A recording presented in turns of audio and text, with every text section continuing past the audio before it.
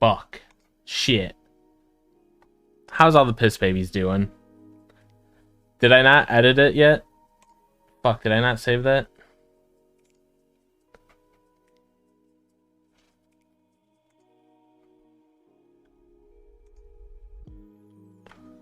There is no guest today. Is there no audio still?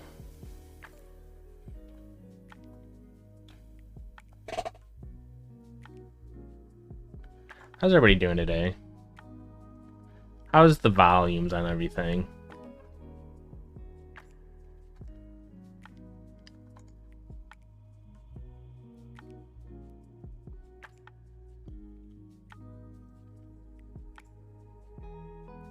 Love to hear that.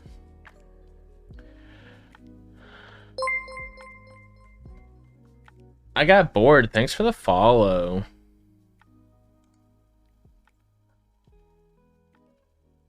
Sorry for the kind of late stream. I mean, I guess this is earlier than Josh does it, but...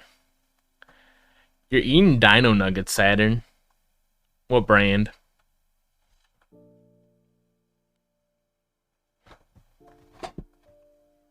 Are we eating the Tyson Dino Nuggies? This is your first solo Pissy Chrissy stream? They're normally a nightmare, if I'm being honest. I don't have much planned out for the stream today. We got Canada's Worst Driver, of course. Always a classic. One of the hosts of one of my favorite podcasts just recently put out a little 10-minute special on Comedy Central, so we might go watch that. Quick 10-minute session by Caleb Heron. What's everybody want from the stream today?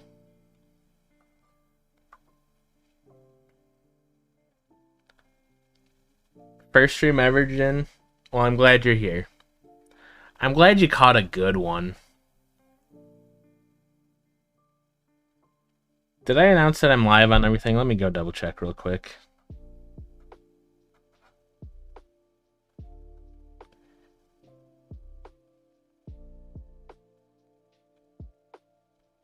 Tucky Chrissy should be free. I think you should be able to go over there.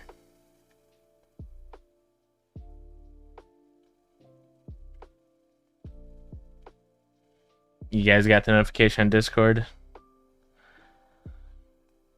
I did not do one for Twitter. Hold on.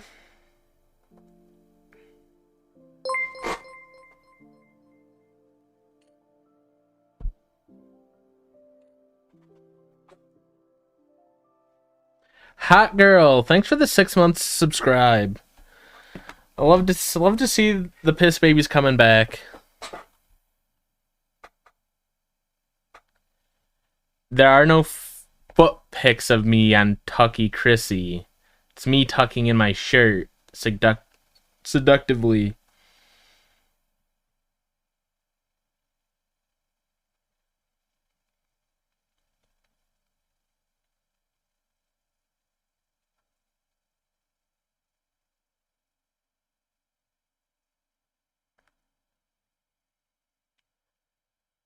Happy birthday, Leslie.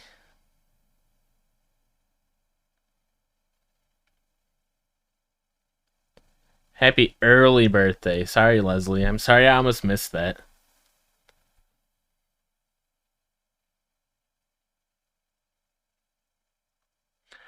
Oh, Golf Dilf. You didn't know it was real? You didn't think I had the conviction to go through with it?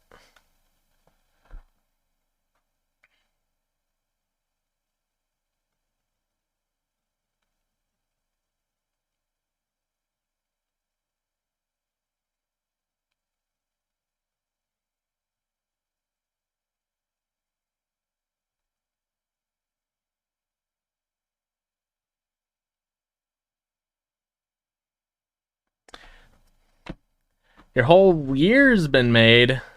Well, congratulations. I'm glad it was that easy. You got the worst of the judges to tell you happy birthday. Why is the music stopped?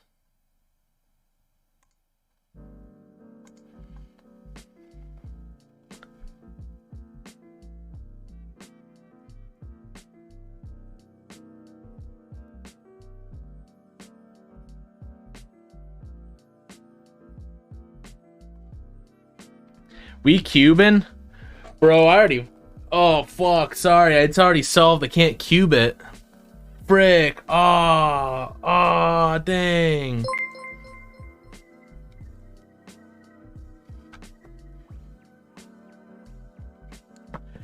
We're not hating me as a judgy. I'm an essential piece to the judges. I'm just saying... I feel like there's better judges to tell you happy birthday. What's the best way to mix up a Rubik's Cube? Is there a good way? What's the best way? Let's go look it up.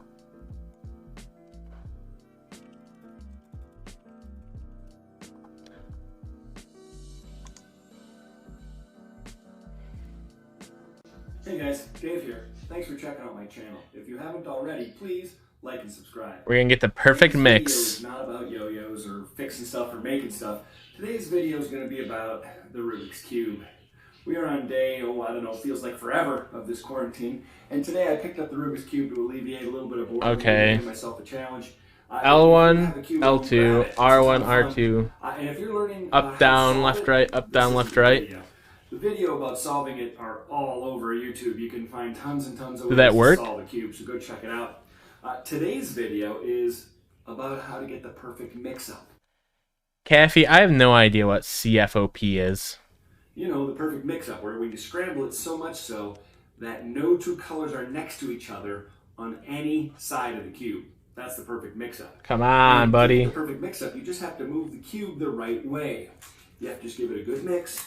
While you're doing the mixing, take a look on the sides. Make sure you're getting it all mixed up right, because you want to make sure that it's completely mixed up. Well, it looks like I got it. The perfect mix-up. No two colors. Perfect mix-up. You're doing. That wasn't helpful at all. This method. That was the perfect mix-up with the Rubik's Cube. If you want to see how I did that, see that. How do I mix it? Alright, Instructables. You've never let me down before. Hold the cube with 3 sides facing me. Pointer finger on back. Top of rows of cube, shown in pictures.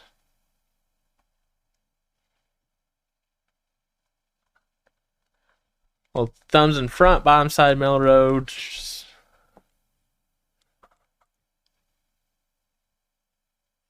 Pull right.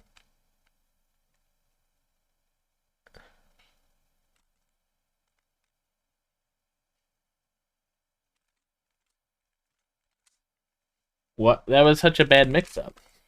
Is there not an algorithm for this, guys?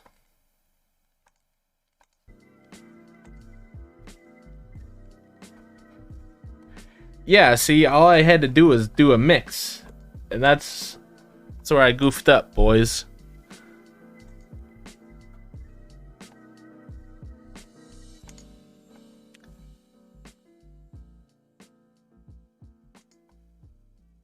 What the fuck? R2, F2, R2, up, R2, back 2, down, up 2, left 2, onto.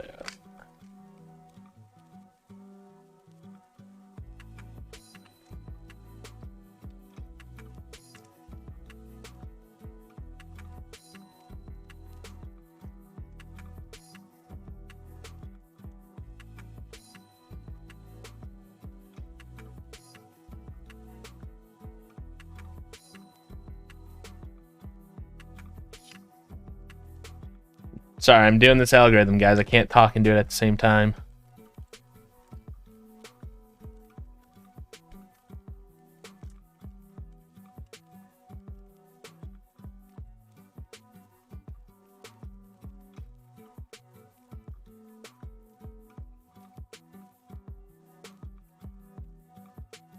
Oh my god, it's so long.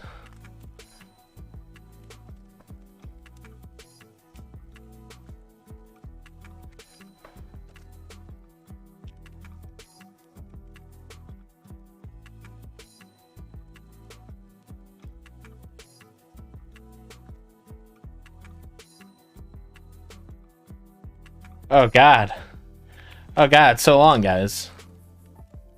All right. We're properly mixed, I think. I think we're properly mixed.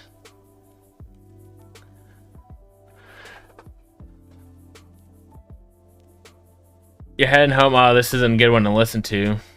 When is the Tucky Chrissy OnlyFans coming out? It's... Marie, it's been out. It's been out since the episode came out. Alright, you guys ready to see me just fucking cube it up, dogs? Give me a second to do what the pros do, and I'll look at all my sides. Alright. Alright. Ready to cube?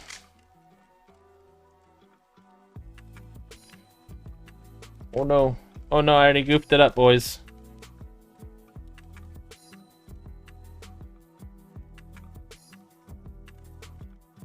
Oh god, I'm cracking under the pressure. Oh god.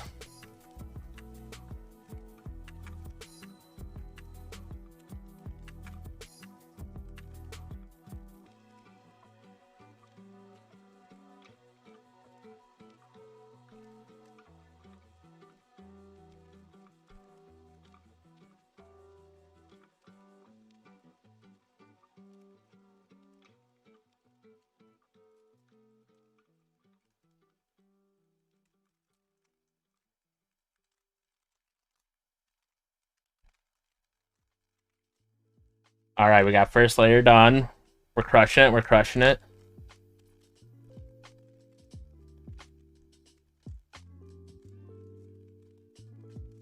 We're crushing it. Almost got a second layer done.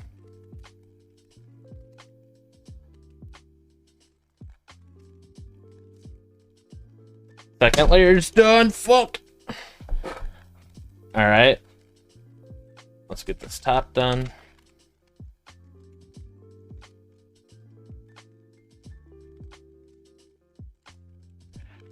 We got the yellow cross. We're crushing it. Speed run this bitch. Let's see where we're at position-wise.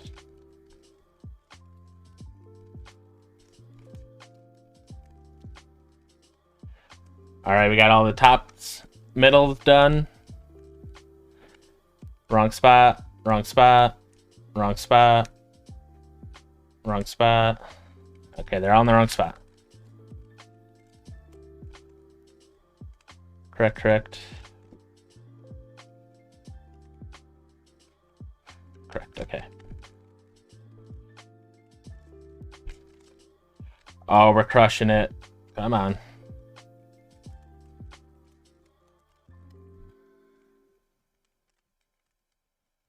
Okay, we're all in the right spot. Final step. Come on.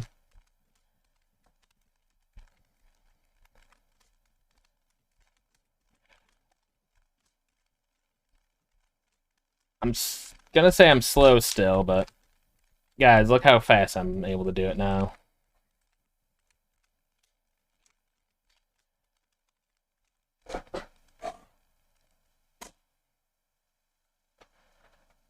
I'm so goddamn good at this, guys. Any cubers in chat? Hey, where's my cubers at? Will that take me 4 minutes? One full song? I did it, guys. I'm an absolute cuber now. I don't know what to tell you. It's kind of embarrassing for all you non-cubers in chat, honestly. Kind of embarrassing. It's honestly child's play that you guys. I mean, the fact you guys can't cube. I mean, come on. I mean, come on. Oh.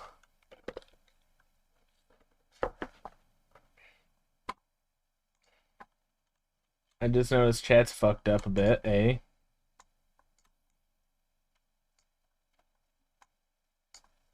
Get that fixed. There we go. God, it's so embarrassing for you guys. So embarrassing for all you guys. Katrina PK, I think I missed your follow from a little bit ago. Thanks for the follow. My wedding vows were not me cubing. I didn't know how to cube until like 3 weeks ago. Dog has entered the chat. That's Maxine. It's the guard dog. How's everybody's day going? Me and Joshua went to a CPA today. Get our businesses aligned. I was hoping to get taught how to do some tax fraud, but that did not occur, which is kind of a bummer. So if we got any tax frauders in chat, reach out to us.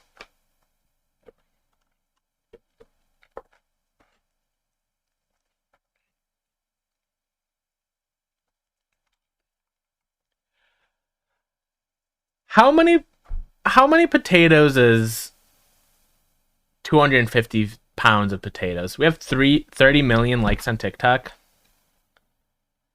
That's rad.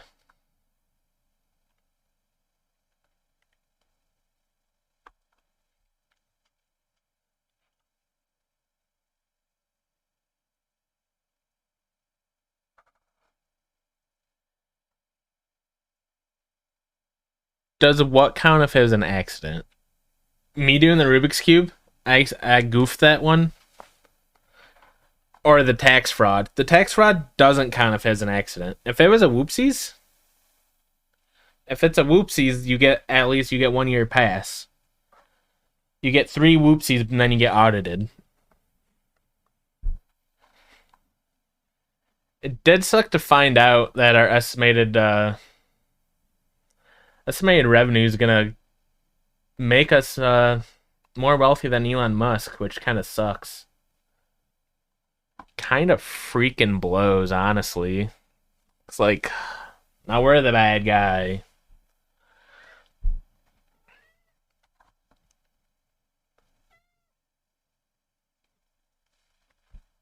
Hi, Cat. You guys want to watch a little stand-up clip, guys? What did we think of the Stavi special when we watched it the other week? Were we a fan of that?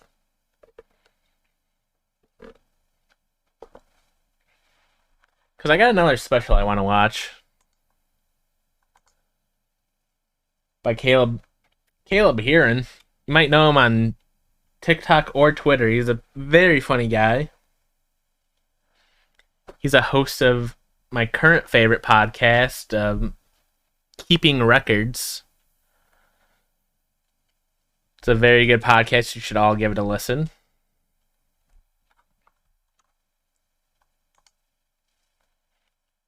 Oh.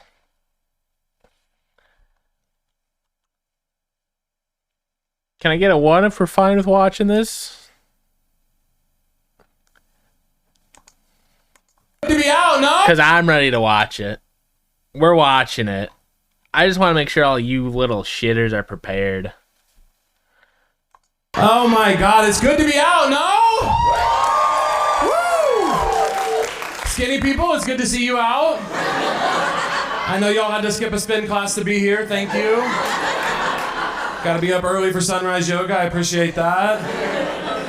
Fat people, always powerful to see you out and about. You showed up here tonight. The seats could have been any type of seat, and you showed up. That's brave. It could have been one of the old theater styles where the armrests don't move. Fuck that. But you showed up. I think skinny people and fat people can coexist. Cancel me! I think it's possible. I do, but fat people, we have to be careful around skinny people. Yeah, you can't talk, if you're a fat person, you can't talk about being active too quick around a skinny person because y'all get too excited. Like as a fat person, I'll be like, I think I'm gonna go on a walk later, and a thin person in the room I've never met will be like, yes, bitch, you don't have to live this way. God damn. Okay. Sounds good. You guys. Has anybody in chat ever done stand-up comedy? Have any of you been brave enough to try it?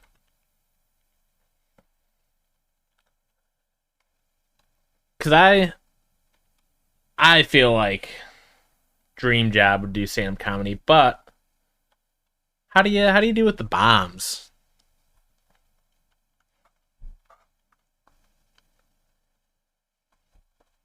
Not everybody's funny enough to be a stand-up comedian.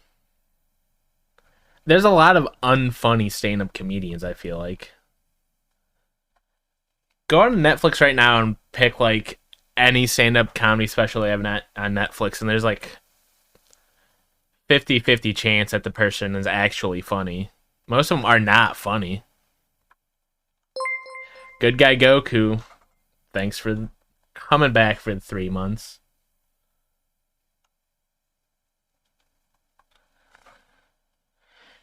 If you got up there and you started pissing, shitting, and crying, you would probably get at least one laugh. I do have to say that you would get at least one laugh. These nuts, you've done stand up, or just anybody's should be funny enough to do it.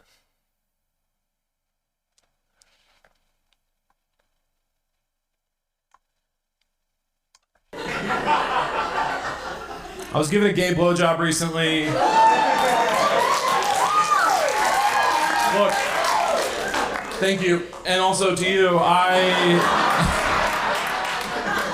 They're not all gay, you know. This guy knows what I'm talking about. They're not all gay, but the way I do it is pinky out. You know what I'm talking about? I bat my eyelashes like a cartoon character, whatever it takes. But I've been down there for a while. I was down there for about 30 minutes. Yeah, goddamn. That's an entire episode of Seinfeld. And I know because we watched an entire episode of Seinfeld. I'm a guy's guy, you know, I'm a guy's guy. I'm not afraid. I do it for the fellas, you know? I was down there for about 30 minutes and finally I was like, hey, are you close? And he said, I'm on Lexapro. I forgot to tell you I might not come. I said, when were you gonna tell me? I'm about 45 seconds from developing lockjaw. And you're on the coward's drug Lexapro?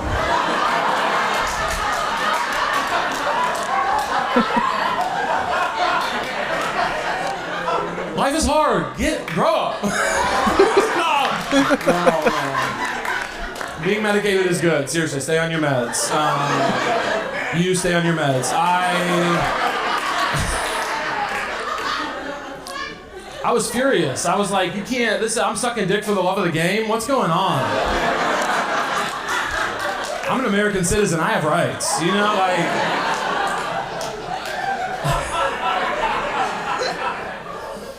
I used to live in Chicago. Anybody from Chicago? Woo! I'm not most... Do I get to rep Chicago? I live in Northern Illinois. I get to rep Chicago, dog. Yo, that's my hometown, Chicago. I only live an hour and a half away with traffic, dog. I'm from Chicago. Most of the fat people in the room. I'm not saying anything, but I'm saying something. You know? I used to live in Chicago. I worked with students for a little bit when I was there, which I should not have been doing. Not for any, I didn't want to like hook up with them or anything. I just, you know, I don't know if I'm a great role model. I worked with kids. My favorite kids were the ones who were always getting in trouble, the ones who broke the rules. I thought they were cool as hell. I was like, fight the power. Ultimately, I'm sorry, you can't call me Pistol Crystal because I don't... I can't be associated with firearms like that. I was the power, but I still, you know, I love those kids. And I had this one kid, he was constantly breaking the rules right in front of my face. He had no respect for me. I would die for him. I was like, that is correct. Do not respect these people in charge. But one day there was another teacher in the room, and they were like shadowing me, and he was on his phone for a long time, so I had to like, you know, kind of be the boss. And so I went up to him and I was like, hey man,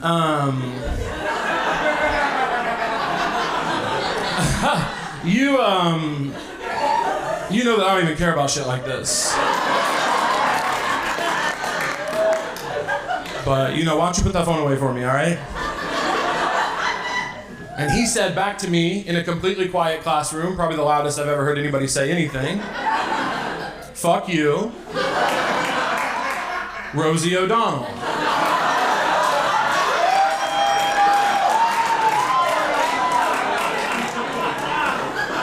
Love to hear that, Leslie. I said, that's an interesting point. Let's go to the I'm a hallway. strong advocate for the time theft. So I was like, okay, now I gotta go out there and like step to him as a man. This is a 12-year-old. I have to like come to him man to man. And I went out there and I got on this level and I said, first of all, that's the funniest fucking thing I've ever heard.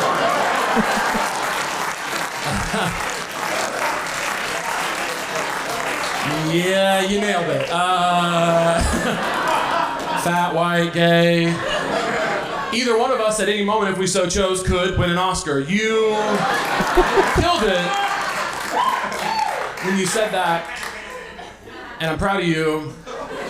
But then I had to tell him something really devastating. I didn't want to tell him this. This broke my heart. But I had to look this kid in the eyes and tell him, you're gay. And look, the facts are the facts.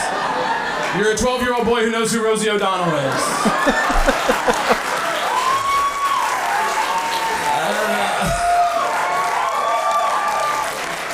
You know, it is what it is. Only gay people know who Rosie O'Donnell is, buddy. And that broke my heart. I didn't want to tell him that. Because I think you guys will all agree, being gay is over, dog. It's over. It's over. It's been over since Glee, the television program Glee. Ruined it. It's over. It's not cool anymore. Being non-binary is cool. What are they? You can't pin them down. That's cool. Being non-binary is the new being gay. Being gay is the new being straight. Being straight, we haven't seen it since about 2015, have we? Not a confirmed case. We've heard rumors. There's been underground whisperings, but we haven't seen it. And of course, being bisexual is the new being Italian.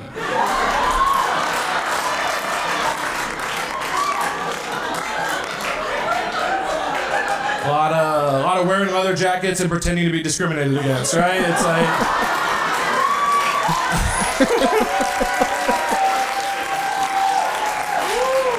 everybody hates me. Nobody thinks of you.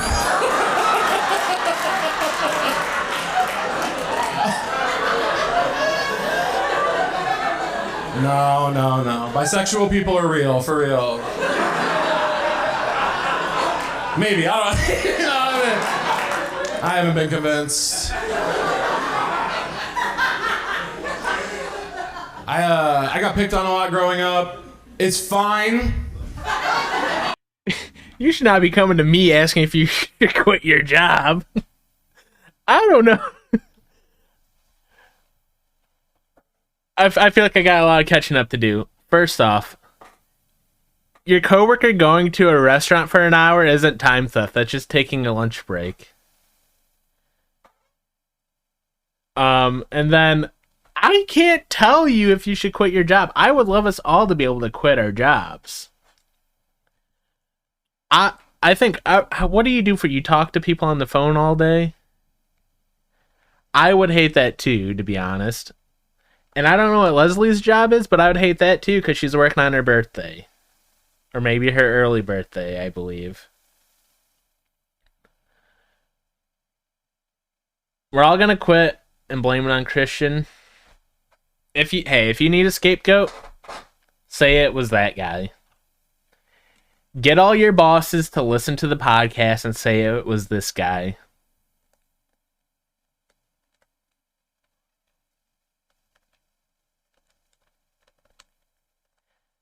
B-Bunny, I love that for them. I commend them on that. They're only there for 30 minutes, and then they left for an hour lunch. I love that. You're a beekeeper that's allergic to bees? That doesn't sound Like, how allergic to bees? Are you just scared of them and you tell people that you're allergic to make it easier?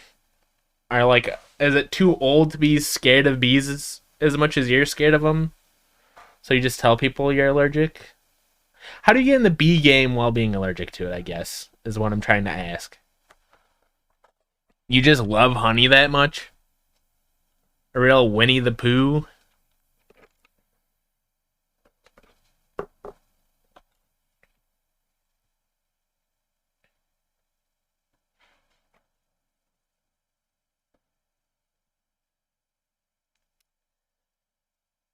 Well, you really goofed up, TNJ, DJ, FJG. You really goofed up. You got stung by a single bee and almost died, and you're like, hey, let me get around thousands of them?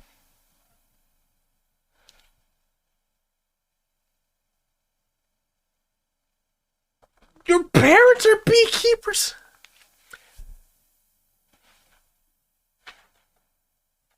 Do you gotta, like, double suit up? How do you stop yourself from being stung? Because I feel like even with the suit on, you get stung a little bit, right?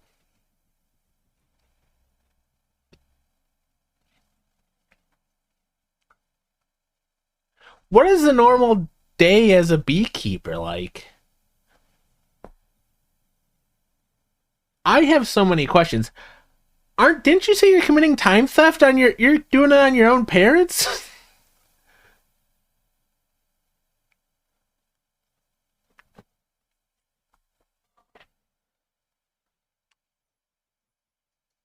You want a Maxine cam? No can do.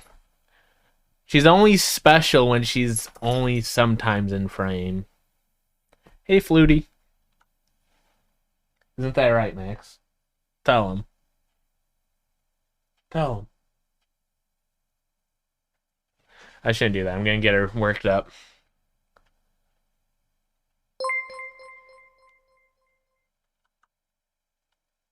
Eeky Beaky, thanks for the follow.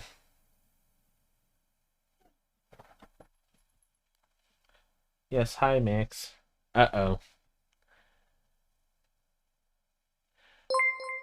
Listening to what in the car was dumb. It better not be me, D's nuts. I swear to God. Did you accidentally voice the text in the chat? Oh, God. These nuts, my self-esteem is crumbling.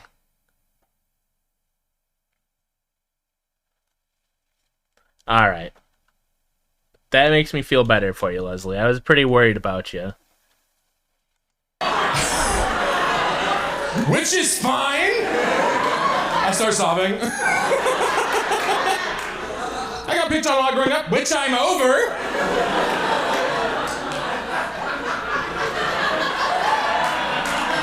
Can you wait 5 minutes? Go lay down. There's just one kid who picked on me constantly. His name was Jimmy. You guys can look him up. And he was always going after me in class. And finally, one day I'd had enough. I was like, I'm going to fight him back. I'm going to say something. I'm getting Jimmy back. And he started picking on me. And I went in. He always wore a flat bill Cookie Monster hat. You know those kids? Insidious motherfuckers. Malevolent. Cookie Monster sleep pants to gym class. Get the hell. If y'all don't find some jeans. So I went in on Classic the hat. Cookie Monster hat. I said, you know what, Jimmy? Everyone hates the hat. The hat's fucking ugly. You probably got the hat from Walmart, which is classist, but we live and we learn. We live and we learn. I was poor. I could say it at the time. Not anymore, though. You know what I'm talking about. Oh, fuck. Not anymore, though. You know what I'm talking about. No. What if I brought a helicopter here? After the set, no. I went in on the hat. It was crazy. I got him. Everyone was quiet. Nobody clapped for me, but that was the energy in the room. I know that Everybody was proud of me. feeling. They saw themselves in me that day, I think. But later, my teacher. I know the feeling when the crowd wants to give you applause, but it's just not the right moment for it. I know that feeling all too well. Almost every Friday I get that feeling. I found out that I did this, and she pulled me aside, and she said, you know, and it's one of those conversations I'll never forget in my whole life. She said, Caleb, you have a different life than Jimmy does. You know, you're good with people, and Jimmy has actually a really bad home life. And I didn't know that. And she said, you know, we can't just fly off the rails anytime someone upsets us. And that really struck me. I remember standing there in front of her and thinking, God, I wish you had told me that sooner. I just did 5 minutes on the hat.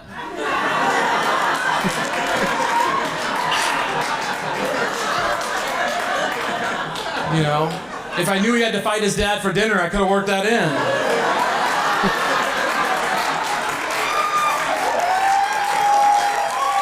Thank you guys so much. That's my time.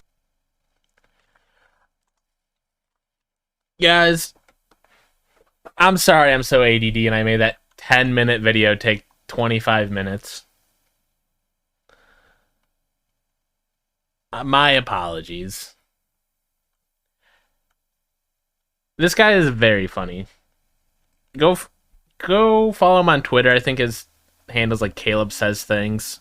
It might be the same thing on TikTok. He's pretty funny on TikTok too. Oh, frick, Galloway? What the? I can't read that name. Guys, I'm illiterate. Caleb's great. We're making fun of somebody for their birthday. Man, fuck them for being born. Idiot. Dumbass freak. Hey, clip this and give it to him. Stupid ass, dumbass freak.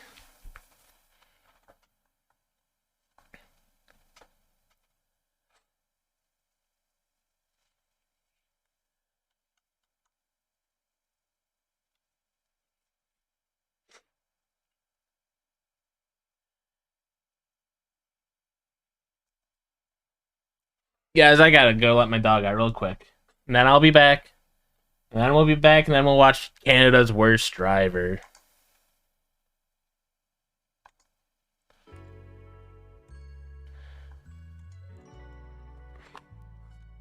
Next, we gotta go potty.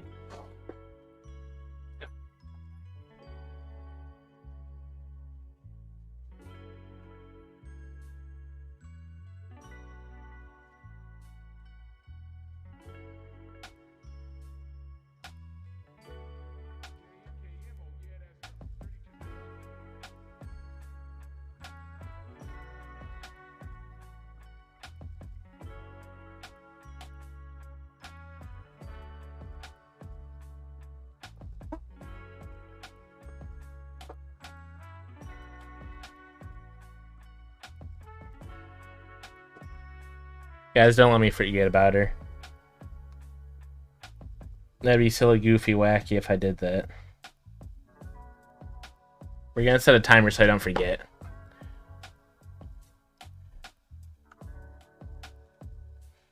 What hat does he have? The Cookie Monster hat?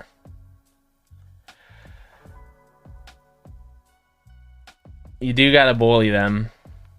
If they had, even if they only had the Cookie Monster hat, you gotta bully them. It's only fair. It's only fair.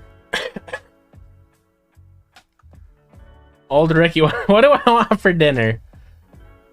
Erica, whatever your heart desires. First time chatter, old Ricky in the house. Everyone, say hi to Erica.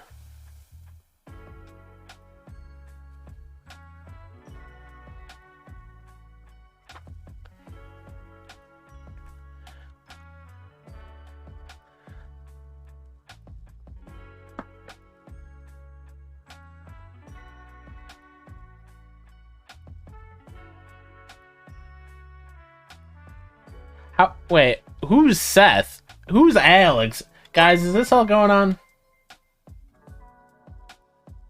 Maxim USA. Oh shit. Maximus A.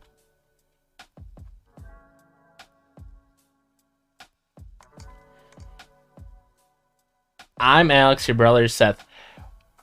Is this discussed in the Discord or something? How did everybody know this already? Golf Dilf, I'll remember your name's Alex now, don't worry.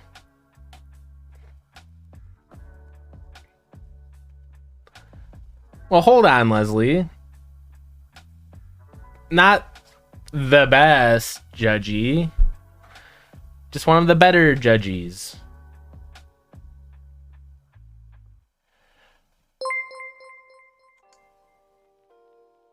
Golf Dilf. Alex. There's so many intros on the Discord now, okay?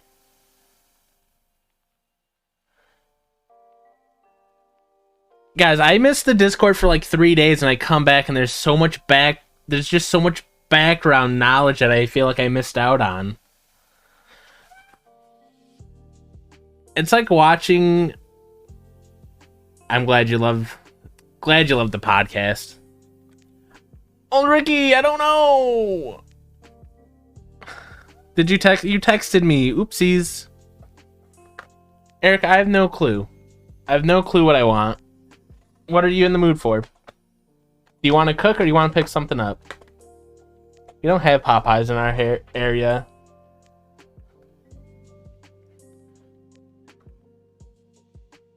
Do you want spicy? Erica doesn't like spicy. Erica's pregnant and can't eat lunch meat, guys, or deli meat.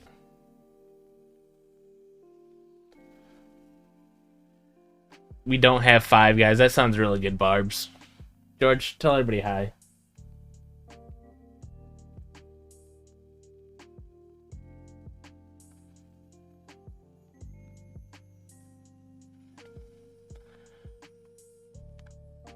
Which one's blasphemy? There's so many options. Erica, come on. You got this.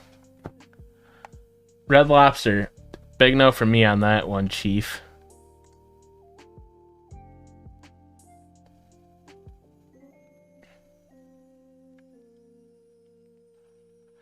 That was George, everybody. Oh, I gotta go get the dog real quick. Erica, you decide, I'll be back.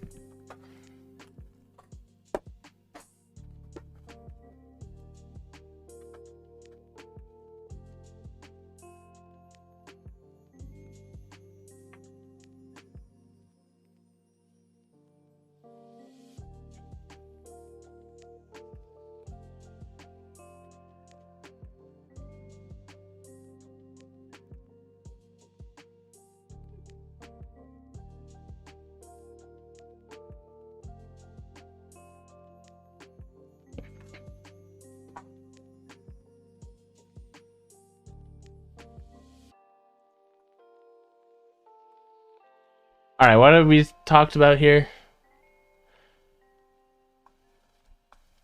Chinese food? Eric, I would love Chinese food. I would love Chinese food. That'd be the perfect thing right now.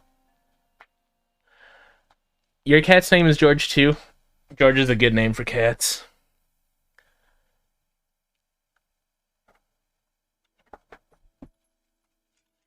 Flutie, you've only gotten food poisoning from Chinese food. How many Chinese food places have you tried?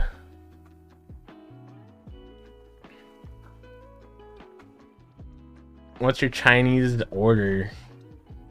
Erica gets the general So's chicken, sesame chicken, lo mein. The place we get Chinese food from is not authentic at all. From the local Hy-Vee.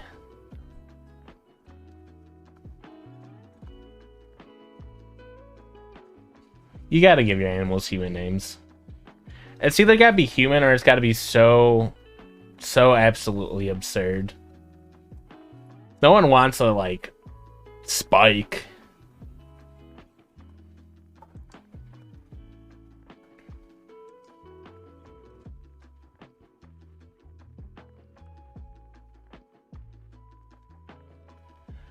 Well, you see these nuts. I ignored her text when she texted me 30 minutes ago, probably.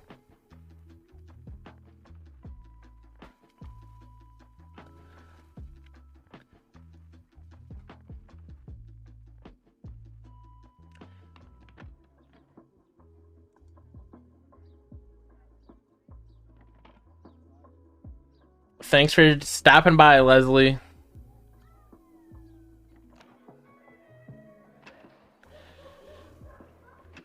Is it the ADHD? It's always the ADHD. Yeah, it's closer to Hy-Vee, but it's spelled Hyvee.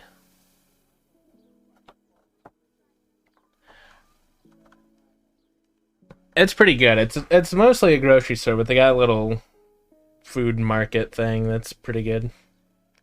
They've actually just recently started a partnership with Wahlburgers. So if we would have went on opening day, we could have met Mark Wahlberg's brother, but not the actor, the other one that does Wahlburgers. I've never had Indian food. Well, I've had it once, but it was like catered curry at a work thing. And it was good. Erica does not like Indian food.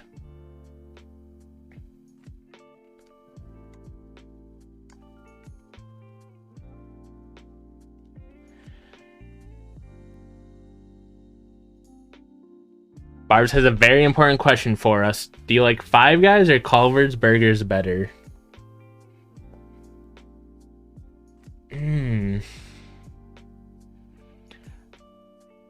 I think I like Culver's Burgers better. I think I like Five Guys all together better. But like when Culver's really hits it, they really fucking nail it. I wish we had Thai food around here. I love Thai food. And by saying I love Thai food, I love the 2 Thai food meals I've tried.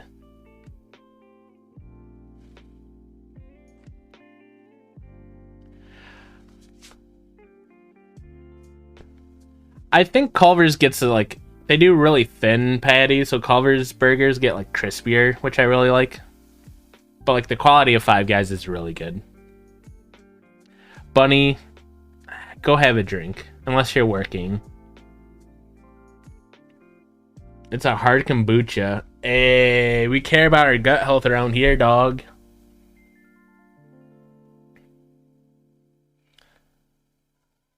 Oh my god, pineapple chicken fried rice. That's my favorite. That's my go-to Thai food meal.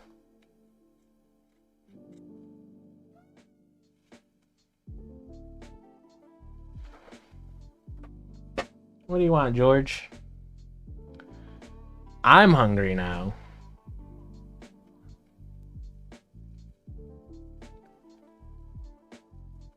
Guys, yesterday I had to work on our bathroom. I'm trying to remodel it with only me and my dad's help. And I had to pour cement floor leveler down. And somehow I goofed it up to where everything was mixed good. Brought it into the bathroom, set it down. Realized I forgot my tool outside. My trowel, or whatever it's called.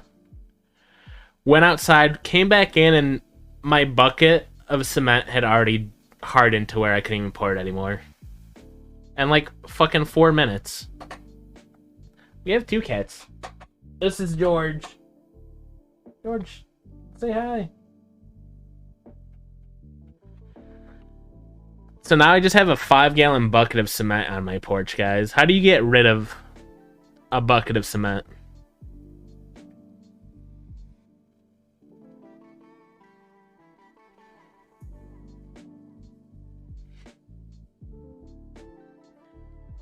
Ricky, you still in here?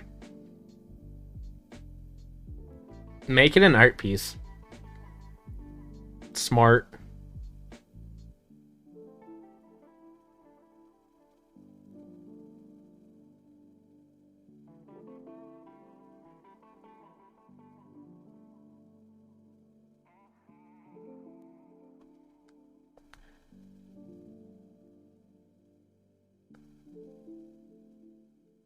Oh, how long you think you'll be, Richard? Do I have enough time to start an episode of Canada's Worst Driver? Keep in mind that I have ADHD and it's going to take me an hour and 15 minutes to watch one episode. We're going to run it. George, you got to get off my lap, buddy.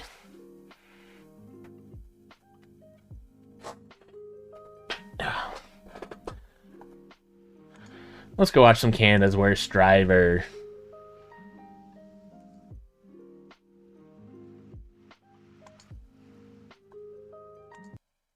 Oh, you're still at... Are you at the nail place right now?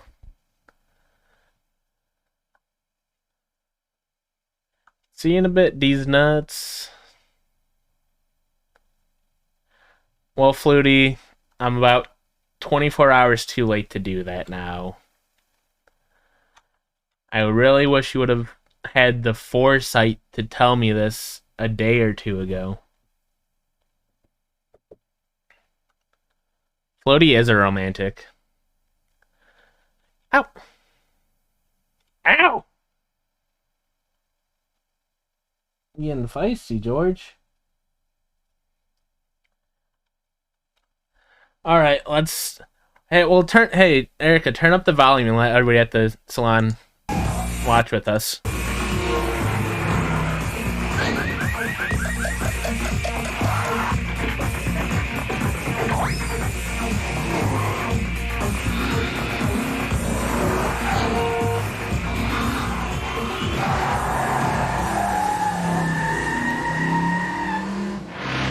Another day dawns at our boot camp for bad motorists. Here at the Driver Rehabilitation Center, we are halfway through our intensive training regimen for Andrew Canada's Younghusband. worst drivers. And every day, You I'm fox. getting more and more distraught. Ah! Our students Mia! have reprehensible Thanks for the driving follow. skills that I'm starting to think are pathological. These people run into things as a matter of course. When they get stressed, they freak out completely. And at every opportunity, they bypass responsibility. Slowly but surely, it's killing me. Oh, We fuck. started out with 8 outrageously incompetent drivers, who were all nominated as Canada's worst by you. The 5 remaining are Dave, who was nominated by his buddy All right, who needs a quick update on Canada's Worst Driver?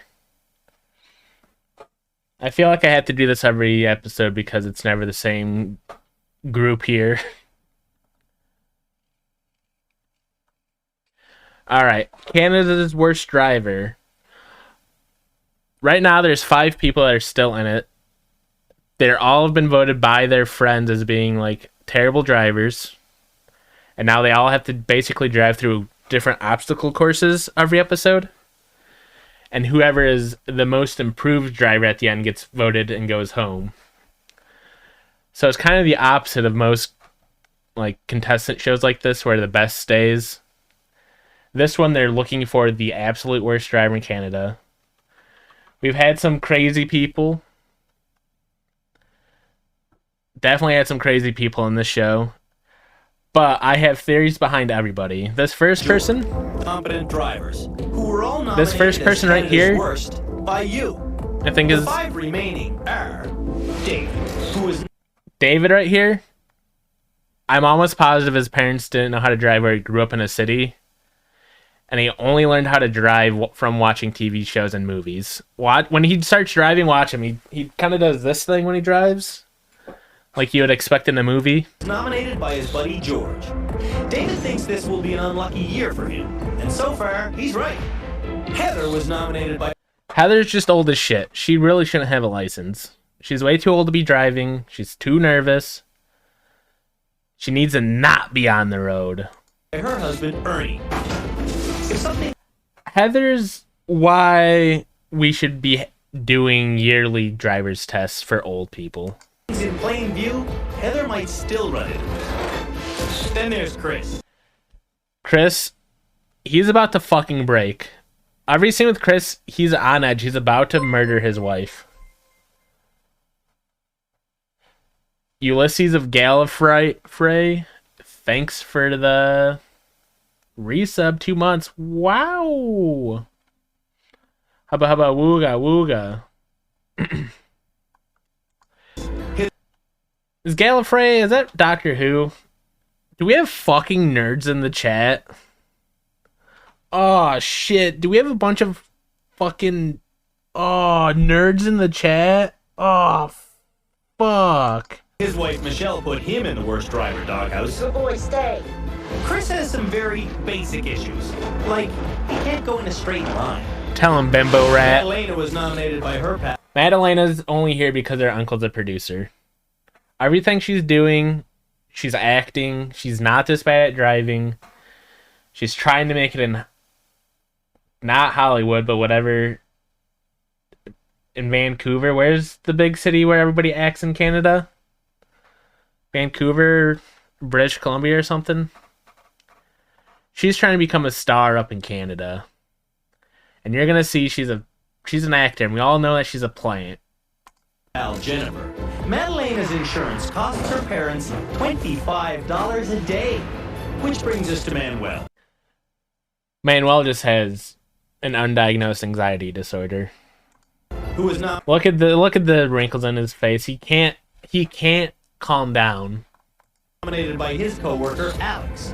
Manuel is a roller coaster of emotions, full of accelerating highs and crashing lows. And then there's me, an average driver. Then there's Andrew Younghusband, the hottest fucker around.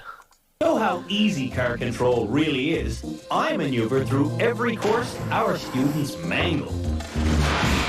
To help us in our quest to rehabilitate Canada's worst drivers, we've enlisted the skills of a crack team of experts. Jim Kent is The American version of the show would be probably scary almost. Because there was some real fucking psychos in the first couple episodes that they could drive. They were just like sociopaths that didn't care about anybody else on the road. And I feel like that has to happen in America, right? Yeah, a lot of waving your guns.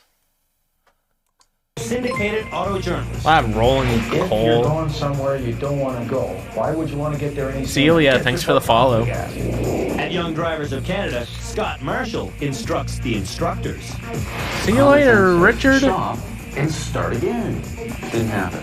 Kelly Williams gets to the point quickly. She's a CASCAR race car driver. He doesn't seem like he's in control of what he's doing. All right, see you in a bit, Richard. Queen's University professor Dr. Uzma Raymond is here to perform some psychological analysis. You had already convinced yourself when you got the car, I'm not going to be able to do this. While our drivers showcase their lack of talent, our experts will be watching their every move and deciding which of them will get to graduate back onto public roads. In the last episode, they made them all learn stick and had to drive through a course driving stick, which seemed very mean. Because it's so hard to learn it in one afternoon is insane. And then have to go through the course and be timed is really brutal. Canada's worst drivers are constantly worried about running into something with their car. This fucker's driving a snowmobile on the grass. Now they're going to be worried about running into something with their snowmobile. Oopsies. Let me out of here. Whoopsies. I've been pretty confident about every challenge so far, but even this one has me nervous. I've never towed a trailer before. Ever. Now, the whole secret of this, when you're going forward, is to take wide turns. And you'll thread the needle every time. Yeah, I think it's beneficial to learn how to drive stick. Since our drivers are still struggling with the simple mechanics of steering, we're hoping that complicating matters with a trailer will focus their thinking. Then when the trailer comes off, they should be better drivers. That marks the end of the forward part. And here's where things get wonky. To make the trailer go where you want it to, you gotta turn the wheels in the opposite direction. This is the part I haven't been looking forward to. Reversing The tummy trailer wasn't down too an bad icy from boat the ramp just Pilk stream. screams jackknife to me. I'll explain jackknifing later. Once you get to here, backing it up should be. I was feeling pretty rough at the end, but So we the don't next morning I wasn't completely too bad. overwhelm our bad drivers with this task. We're giving them some quality I honestly think I was suffering more from the dads than I was the Pilk stream. time alone in an empty parking lot with our head instructor, Scott Marshall. If you want the trailer to go that way, you have to turn the wheel of the car the other way. Okay, that makes sense. See how it swings out? Yeah. Now steer towards me. Steer. That's it. Good, you're doing it. To properly control a trailer that's reversing, you have to make sure the angle never goes beyond 45 degrees. If you keep going, you'll jackknife and collide with your own trailer. First up, man. How many jackknives do we think there's going to be? There's 5 contestants driving. Do we think it's going to be over 10 jackknives?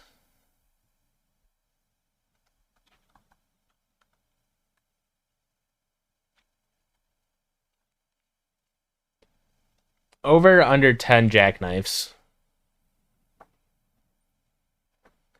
A jackknife's when you back up too far and your trailer runs into themselves. You're thinking 12, all of them? I think all of them are going to have at least one. That's why because there's 5 contestants, so I think I'm giving them the leeway of having 2. I think there's going to be somebody that's going to have like fucking 8 of them.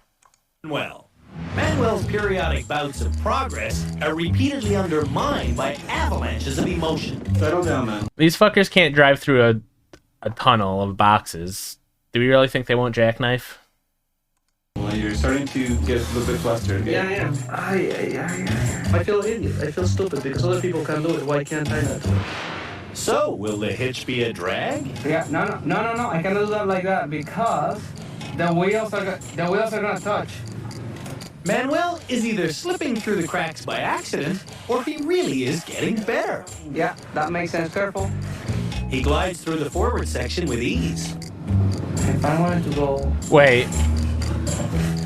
They've never been able to have their friends guide them this way. Usually, we insist that the nominator stays inside the vehicle, but trailer reversing should always be a team sport. That's good. The novelty of being at our boot camp has long since worn off for Alex. He wants Manuel to graduate so they can go home. Look at the stress on his face. Yeah, Does he's it? so frustrated with himself now. For Manuel, that means the pressure is on. Doesn't that make it easier? Manuel's emotions kick into high gear. Manuel is Without trying his warning, darndest, he you're tenses right. up and steers straight for the concrete wall. Why do I even bother? Ah, fuck. See, now we're screwed. With a heavy heart and an even heavier foot on the gas, Manuel shows signs of a total meltdown. When in doubt, hit the gas. Patience. You got this, Manuel. In a stroke of common sense, Manuel backs down the ramp properly. In the end, it's almost a perfect run of the course. But Manuel is obsessing about his errors. I think I've conquered one of my fears. A little bit. I'm getting closer because going back for me is the hardest thing. Manuel has set the bar high. If he can keep it together for the next 2 challenges, he'll be sure to graduate. And that makes Alex very happy. I'm feeling a little bit better about our team, man. I want Manuel to win this episode. I think his biggest problem is he's just too anxious. When it comes to steering, David is our most erratic driver. How's the volume on the video? Is it fine? Too loud, too quiet? I didn't even ask. Back on the farm, he reversed in a bizarre arc that got him desperately stuck. And when he tried going straight through the eye of the needle, he was zigged. See what I mean? Right there. Right there. He doesn't know how to really drive. He drives like this. I think he's only ever seen people driving in TV and movies. Zagging into boxes like he had a vendetta against them. Another problem is that David lets George intimidate him. Our instructor, Scott, taught David to take the turns wide, but David listens to George and gets stuck.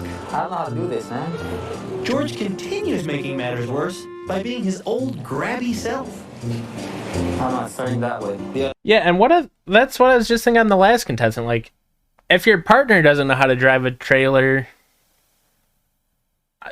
it's gonna make it so much worse. You need your partner to know how to drive with the trailer, so I think Manuel and Heather are going to be the only ones that get through this. The other way, sorry. Our experts have repeatedly told David to shut George down when he starts trying to take control. But when David gets stuck, he still looks longingly to his hapless friend. Huh? You go this way. Towards you? Yeah. Who remains embarrassingly out of his depth. Stop, stop, stop. Just try to go straight. Stay close to that green car. Straighten your wheel, man. Wait. I went down on my books. I'm not happy with it. Then you gotta back up. Turn your wheel before you move. It's yours, go. Okay, we're clear. Woo. Amazing. Holy cow. Good job, Dave. Now we gotta back up. Whenever David backs up, he ignores what's in front of him. You gotta make it go there. Forget the trailer. David doesn't even realize that when you reverse, the front of your car swings in the opposite direction. Now turn your car to go here. To go towards the yellow car. Yeah, your car. So turn the wheel towards your side. Going forward or straight? Backwards. Backwards? Okay. They're just not. Oh, getting it. God. Time for an intervention. What are we doing wrong here? Part of it, you have to allow time for the trailer to change direction. Okay. You want the trailer to go that direction, so which way are you going to steer? I have to steer towards my direction. Okay, not all the way though. Use your driver's side mirror, your other driver's side mirror. Scott is usually a stickler for the rules. He always insists our Oh, candidates God. do each challenge identically so it's perfectly fair for all. But he's seen enough, and he nonchalantly widens the course. Look, it's a lovely bird. Oh, yeah, that's beautiful. Go ahead, Dave. Go straight. Even with Scott widening the course and advising him out of the jam, David still jackknifes. There you go. Keep straighten it, straighten it, straighten it. Your car's gonna hit the wall. We had hoped David would rise to this pivotal challenge, Oh, but fuck. he's sinking like a stone, and he can't stop. Okay, let's just back up straight, Dave. I agree with That's you. perfect, man. Okay, stop. This is, like, they're putting them in scenarios where it's so difficult. They're asking them to fail. On the first episode of this, they were supposed to drive towards a wall of boxes, and the host of the show is going to tell them to hit the brakes. And they do it once, everything's fine. They go to do it a second time, but they make them drive faster, and then the host just doesn't tell them to brake. So everybody in their head is like, I'm going to get assigned when to brake, and they all drive through the wall, and the host is just like, well, why would you do that? Why did you think I was going to give you a sign to stop? See you later. Good job, man. It was just, we didn't touch anything. It was just, it's foreign to us, I guess. It's not And you familiar young grounds. husbands and monsters, all I'm trying to say. If you think David was on thin ice, wait till you see how the rest of them do. You're gonna hit the tire! He's driving!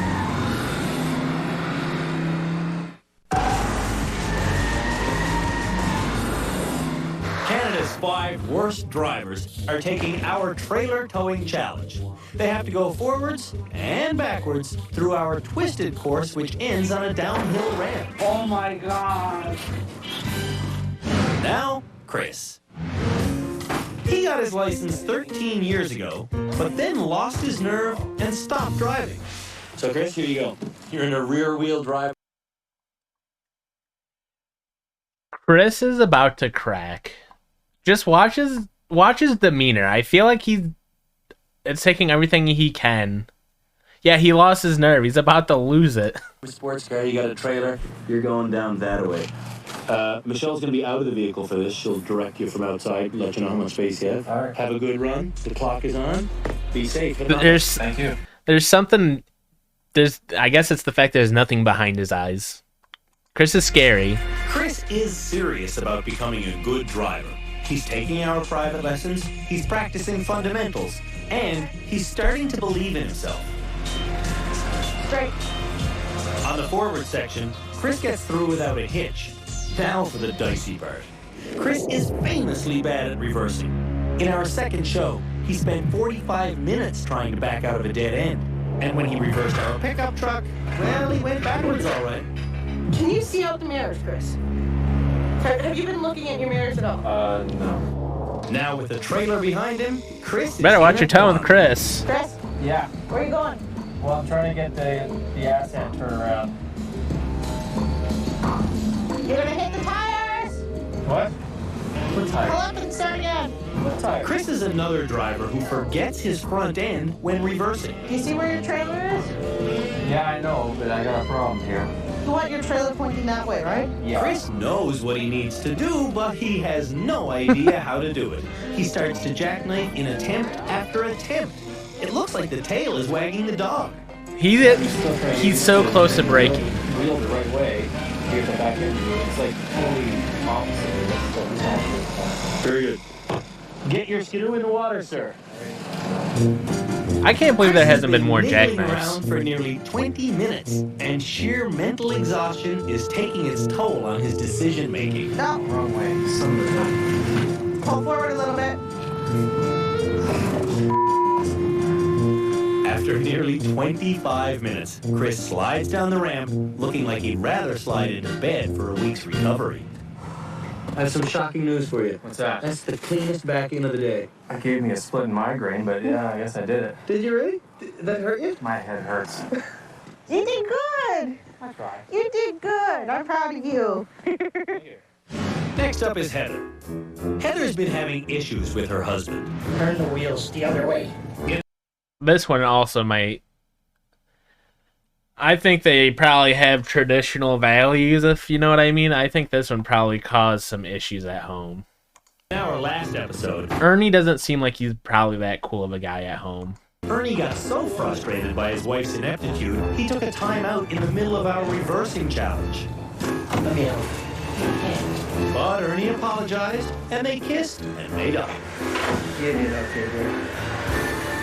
Don't worry about it. So now what do we have to do? You have to back it between the yellow truck and that barrel. You gonna help me? A little background here too. Ernie used to be a truck driver, so he's gonna be so pissed in this event because he did this for a living and he's not gonna know how to describe like the simple. Like he's not gonna be able to give instructions because in his head it's so easy. He's done it a billion times. So just watch. I bet it's gonna go bad. I'm gonna try. So I want to reverse. Turn to the left some more. Now to the right hard. It's gonna hit tires anyway. Sadly, Heather's drive is her usual bump-a-thon. I didn't see. And Ernie's guidance is more focused on the ramp than the obstacles. Okay, back up. Back up. Ernie's not barking out orders just because of testosterone. He's got credentials. He used to be a big rig truck driver. Okay, keep coming. Just straighten it out a bit. Oh, actually, look at that. He made it easy for him. Hard. There's only minimal damage as Heather makes it with her marriage intact. It was slow, but for the first time I think you need to go slow to get the feel of things. You did great. What did you get out of the trailer, I am glad to see that. backing up experience? 'Cause I you did thought that was very gonna go a well, lot but I'm worse. wondering how much of that was done by you and how much of it was done by Ernie. I was paying attention to what Ernie said. Other people had advice offered to them and they didn't take it. You were able to execute. And this is the whole point of this entire exercise. There's only one person behind the wheel at any given time, and you're responsible for that. So there was some progress there. It's time for Madalena. If Madalena took taxis everywhere instead of driving, it would be cheaper for her. Is that smoke coming from my car? It's because she thinks it's okay to run into people. Hey, I'm in this car. Well, Andrew, you're gonna get your car hit if you put it there. And she thinks she should graduate? Get me out of here. I got stuff to do. Oh God. Jen, we're going home today. Glad you're doing great. She's going Driving home this today. articulated vehicle is going to require some articulate Not if her uncle has advice anything from to say Matt's about friend it. Jennifer. No, other way. Turn the other way. No, the thing goes the opposite way. No, I know. So turn this way. Go. Here's the plan. She's not gonna lose, but I bet she gets second to last Jennifer's place. instructions aren't very articulate. What? Look, it turns this way when you back up that way. Turn back up this way. Back up the way they were telling you to back up. Where I'm going. Oh, Madalena threatens to jackknife and unravel. Move up. Mad, you're hitting the car. Mom! Okay, hold on. I'll just swear myself. Every time Madalena swerves back 2 meters, she needs to go ahead 3 meters to straighten up, which is why she's gradually moving. See you later, Alex. From the shoreline. In 27 long minutes, Madalena collects more jackknifes than a bouncer at a rumble. I really wish they would have gave us a tally. We never considered this challenge would be They've only dangerous mentioned for the 3 so drivers. far. But when Madalena throws the car in neutral and tries to steer Oh, by running fuck. alongside it, Ghost ride the whip. we're all Ghost scared. ride the whip. You know you're one of Canada's worst drivers when you nearly run yourself over. I hate driving. If I can graduate, I swear to God, I'll get a bus pass and I'll never drive again. Just send me home. I need the driving instructor. But move the car and then steer, so that way you see the good steering wheel. Scott can advise, Oh, but God. he can't steer, and neither can Madalena.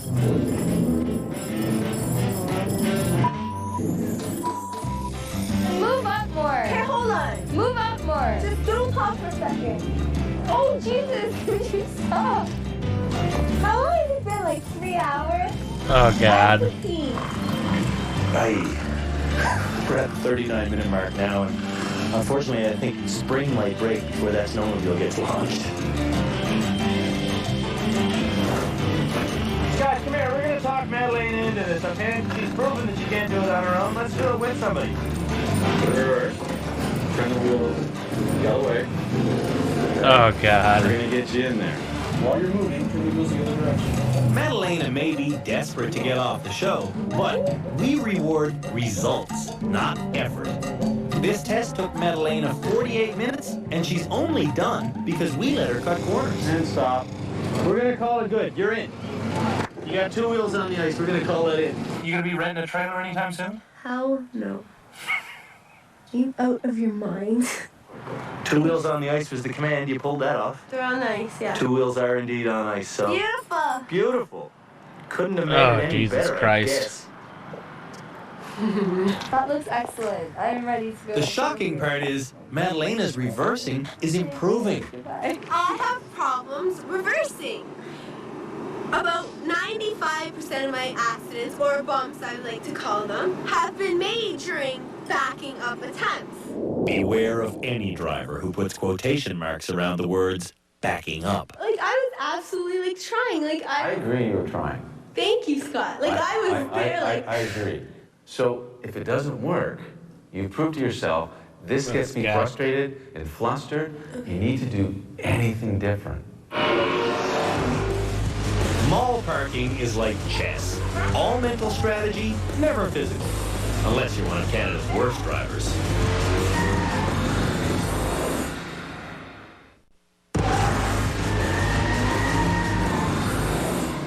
To avoid awkward incidents in How echoey, Booger. Because, like, the audio quality isn't great, because it's, like, a 2001 rip of the show. parking lots, you actually need more than good driving skills. You need good manners. If 2 people see the exact same spot at the exact same time, Was it? never fit. Trying, like, I agree you were trying. Thank you, Scott. Like, I was there, like... I agree. So if it doesn't work, We can do this. Yeah. It's a parking lot. I think as that part. These vehicles behind you are yours to drive. Obviously, some of these vehicles are going to be easier to park than others. The big old green Grand Marquis could have some issues. So this is the way you pick. Reach in there, grab a golf ball. The Grand Marquis is over 6 meters long. Green one. You're the big old Marquis, Heather. And Heather gets it.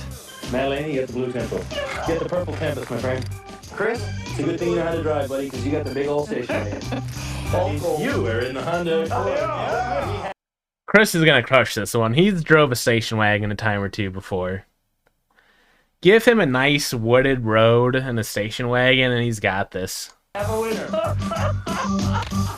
He's such a happy man. Well, this should be interesting. this is the only exercise that they've had to sort of all deal with together, right? As opposed to individually. So I don't think these people are at least bit competitive, though. Do you think? I think no. Jen, we can do this. It's a parking lot. No. No, they don't. They start the season out with 8 drivers, and then they eliminate one every episode. Okay, so aggressive? Aggressive. Back up. Scare me. Back up and go straight into there. Can't wait to floor because I might have seen it too. We'll definitely beat Heather on the reverse. You'd have to do it fast. You binge the first couple seasons. It's already yours. They're going for it. So just get to it. And once you're standing in it, yeah, it's yours. Yeah, they eliminate the best driver of every episode. So the final person's going to be Canada's worst driver. Please remember, parking is a destination, not a contest. Ladies and gentlemen, start your engines. Go! Jennifer immediately leaps out and sprints to the nearest spot. Oh, she's run up to grab a spot. Look at that. Yeah, but she didn't pick a very good one. Jen nearly gets run over while getting in position to be run over. Who would want to stand off against a station wagon? Or against Chris's wife? Chris is willing to take out any mid-20-year-old woman, okay? Once the tanks roll in, Madalena can only watch as Chris slips into the vacancy. Damn it! She's aggressive! Again, I just want to know, this is the first time Chris has been able to back up this entire season, and it's in a station wagon with very limited visibility, and he fucking crushed it. I mean, I'm not pointing any fingers, but hey, the Canadian Mounted Guard, or whatever the Mounties are called, how about you do some fingerprint, like, tracking on this boy, because I think Chris has been up to no good. I've never seen in my whole life of mall shopping somebody take somebody's spot when they're standing in it. Like, that is against mall shopping. That's like rule number 4. Go! Meanwhile, Manuel drives away from the chaos and behaves like a normal person. He finds a spot and parks. Simple. No physical assaults or anything.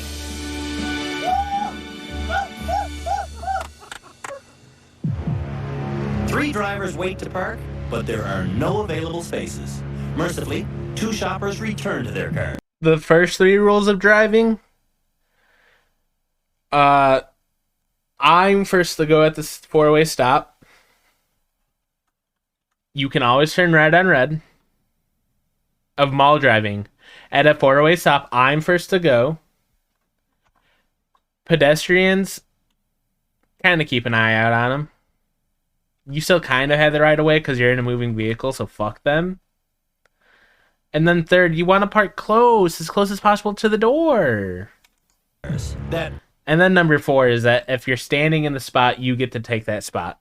Especially if it's closest to the door. Should free up 2 more spots. Here and here. Get out of the car, Jen, and just go stand in the spot and do your job. Madalena orders Jen out of the car again to put her body on the line. The drivers all then descend on the first potential space so vigorously they box in the person trying to leave. I get things moving. Blue car! This girl in the she's gonna leave. David and George think they see a different spot about to open up, so they go stake it out. Sadly, this one could take a while. This mother Madalena and Heather fucker are locked in a standoff, each denying the other access to the potential space. I arbitrarily force Madalena to leave. Well, that upset a lot of people. But she just floors it and loops around to the other side, blocking Heather's access for a second time. This really is parking lot chaos. This is cutthroat. They don't do this in Medicine Hat. No. Madalena claims to be ethical, I'm gonna back into it. but when only 1 parking spot remains, Madalena's manners seem to have been returned for a full refund. Oh, that is... Oh, you know what? Really unfortunate. If somebody did that to me, I'd get out of my car. Okay, so like, there's a sale. There's a sale, we made it!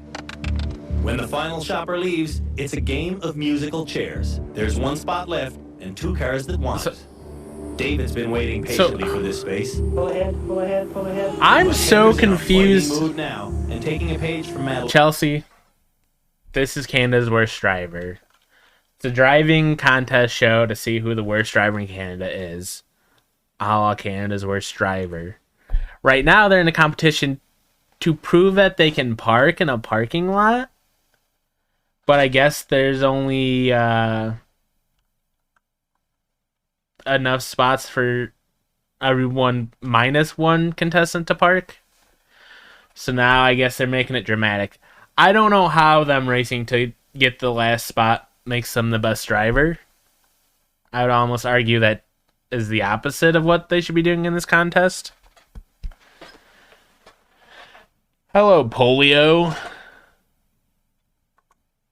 This stream's about Canada's worst driver. Elena's book, she cuts in front of it. Just keep watching a bit, you'll get it. We've been waiting. Tell me what's getting in there.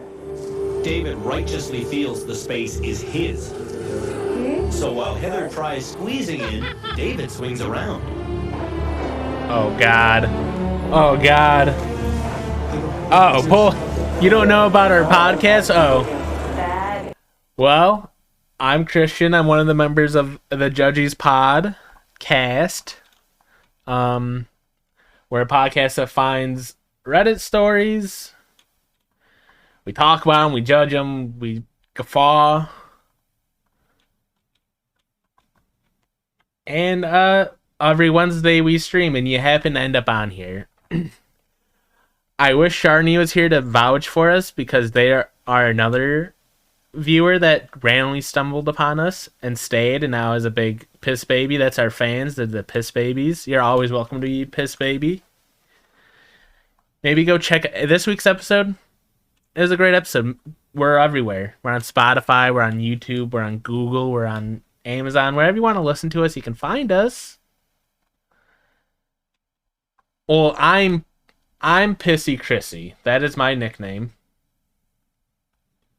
But the Piss Babies are what our fans are called. So if you listen to us, you would be a part of the Piss Babies. But I'm Christian, a.k.a. Pissy Chrissy, a.k.a. Christian, which I think might be the name on this episode.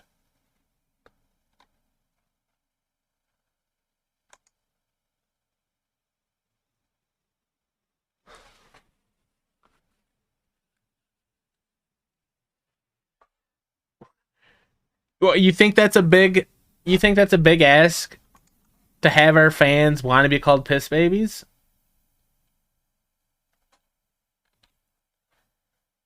It kind of just stuck.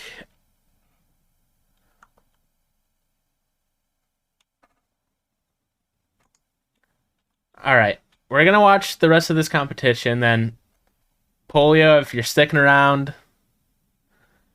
we'll chat after it. Let's get a couple more minutes. I have ADHD. So if I get off track like this, let me know. Who are we rooting for? I would say we're rooting for Manuel. I don't know if you saw earlier. He parked at the far end of the parking lot. He's been parked. He's cool, calm, and collected.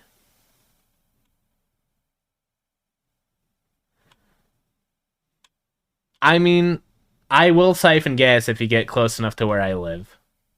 I'll siphon your gas in a heartbeat. It's 589 where I live. I'll gladly siphon your gas.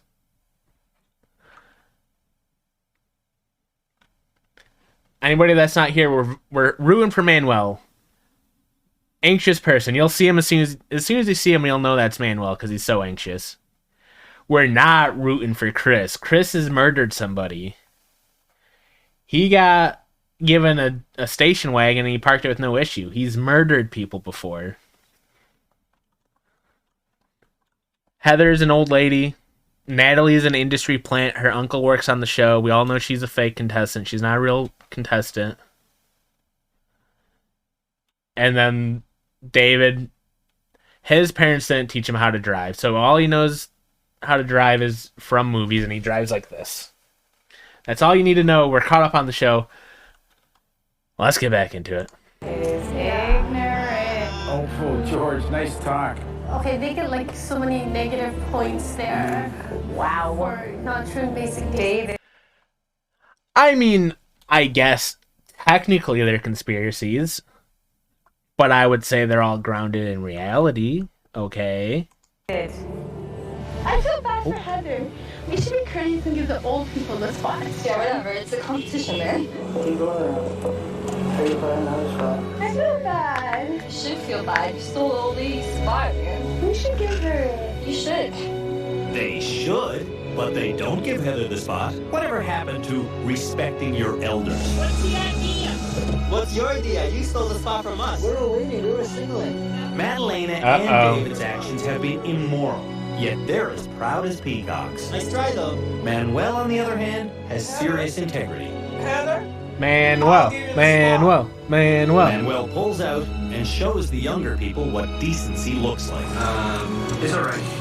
We will get a place. Just may have blown the Just miss that car. Manuel just sealed himself his fucking going home ticket, baby. Last time I saw you were perfect. Well, the truth is, when He's going home, you have to be and I'm happy for him. And that's the bottom line of this. That exercise is that. I mean, we were very fast. We had the better car. So I just see that we're doing the right thing by letting Heather take their spot. You understand this challenge better than anybody. Very good. See, I told you that was a good idea.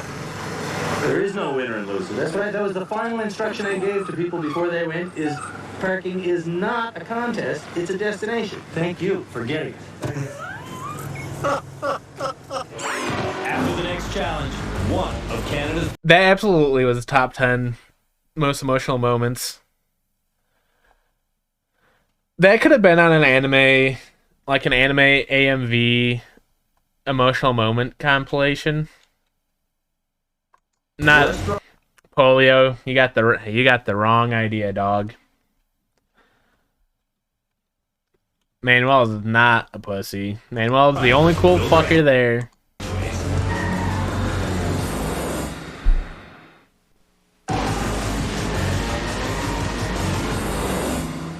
Here at the Driver Rehabilitation Center, we have taken the 8 worst drivers in the country, as nominated by you. And we have come at them I'm literally head-on weeping, Chelsea. with extensive in-car education. Whenever one of our students improves enough to be allowed back onto the public roads, we give them back their keys. So far, 3 people have graduated, but the 5 who remain are all spinning wildly out of control, hurtling toward infamy. Ultimately, just one student will be known as Canada's worst driver. Stop doing that! Is bad driving simple? Yeah, man. Hell yeah. Behavior? Or could it be a physical condition? To find out if any of our drivers are hardwired to crash into things, we've enlisted the help of research scientist Christina Fogg. We check reflexes, eyesight, peripheral vision, hand-eye coordination, and hearing. So that wasn't too bad. Chris actually did reasonably well, but his peripheral vision was slightly less than Oh fuck, Chris is just blind? So 172. That's why he has nothing behind his eyes. He has nothing behind his eyes because he's fucking blind. He hasn't seen any of us this whole time. Just doing echolocation. If he's looking at the Little oncoming Matt traffic, Murdock. he's not going to be able to see maybe that car that's coming out from the side. Good job, keep going. Manuel had really good hand-eye coordination, but his reflexes were actually some of the poorest in the group. Next for a minute. David didn't have the greatest reflexes. He actually completely dropped the stick. Actually, Madalena did really well on the test and scored We all know Madalena did well because she's a plant. pretty close to the average population on most of the tests. Heather's hand-eye coordination was off, but also when we did her vision test, even with her glasses on, we'll read that line right there. She scored very, very poorly on it. Bro, she's 100. Yeah, read that one? She was 2100, which means if I'm standing That's her age, is 2100. She's old as shit. She shouldn't be driving. away from an object 100 feet, I can see it clearly, whereas for her to see that object, she'd have to be standing 20 feet away from it. So can't see that one? Okay, so that's again 20 and 100. which could be why she was missing in the hand-eye coordination, is just because she couldn't see. Some kids grow up around Heather's too old. She shouldn't be driving. motorized vehicles and wide open spaces. These lucky youngsters spend all winter on the ice doing donuts and skids and generally just raising hell until they get stuck. Now, civilized people think that's dangerous, and we certainly do not endorse doing donuts. But donut makers, when they grow up, you know, assuming these people do grow up, you know they wind up being about the only civilians who can handle icy corners at high speed? This is the Now, is that truth or is that just a conspiracy too? Because that sounds made up. Better cite your sources, young husband. challenge called Icy Corners. Having a bit of fun this time, we broke out the Firebird, rear-wheel drive, ice everywhere. We're asking people to get up to 50 kilometers an hour and then make these braking turns. Big animals, moose, don't hit them. Come back into the straightaway and give it the goods again, get up to 50. We told people you must get up to 50. There I am. To make sure that people get up to 50 kilometers an hour, we've actually got members of the OPP here with their gun, a radar gun. There, I'm at 50. Woo-hoo. You gotta make sure you miss these members of the OPP though. It is slush central out here. And then fly toward our finishing mark. Our finishing line is the garage. And that's how you do the Icy Corners Challenge in a rear-wheel drive sports car. To make sure they've got a grip on how to handle the peppy Firebird. Maybe it's because you called it Constantinople. I don't know. I mean, I don't know. I'm pretty sure that's not the name of the city anymore. If her rear end starts to fishtail on them, Scott Marshall takes our licensed drivers onto the ice field for some slick lessons. When you hear that spinning, you've lost your traction. Faster, because we're doing 5 kilometers. Keep going, we're at 20. You turn around, we're at 30. Off your gas, look and steer where you want to go. Again, using your eyes. Right, with your eyes. Right. And your hands are only tools for your eyes. Right. Oh! Well, that was pure and utter failure. And so to business. Now that we know that Heather can barely see past the front bumper, it's clear what her major problem is. No harm. The course is a hallway of pylons, but Heather can't see it, and she veers off into no man's land. She briefly rejoins the course, only to lose it again at the second corner. Go there. Oh shit! What are you doing, Heather? To her credit, she didn't hit anything, but Well, she missed it. She just drove completely off. she drove on the neighbor's lawn. Yeah. Oh, you go right in the garage? Are you having difficult time seeing in front of you? Are you looking far enough in front? You gotta pet that dog. Our driving instructor thinks you're looking too close to your own vehicle, not looking far enough down the road. And perhaps one of his theories is perhaps you need a different kind of glasses that'll help you see. Okay. Well, I would think that would help you immensely as a driver. It's a visual game, this. I'm assuming Heather is here because she already committed vehicular manslaughter. David hears scraping metal on metal so often, we've given him his own mantra. If I'm hearing scraping metal, then get out of the car. Stop. Highways are supposed to be free of giant obstacles, but tell that to an 800-pound You know, people, it's this crazy thing. It's called second and third shift. This is wild. This is super wild. It's kind of an abstract idea, but some people don't work during the daytime, so they have time to watch this. But it's crazy. And I also wouldn't call it garbage. This is high art. Full moose. Oh, people are like, wait. Oh, vision fixation. Hold on. Somebody's here. The dog's going wild.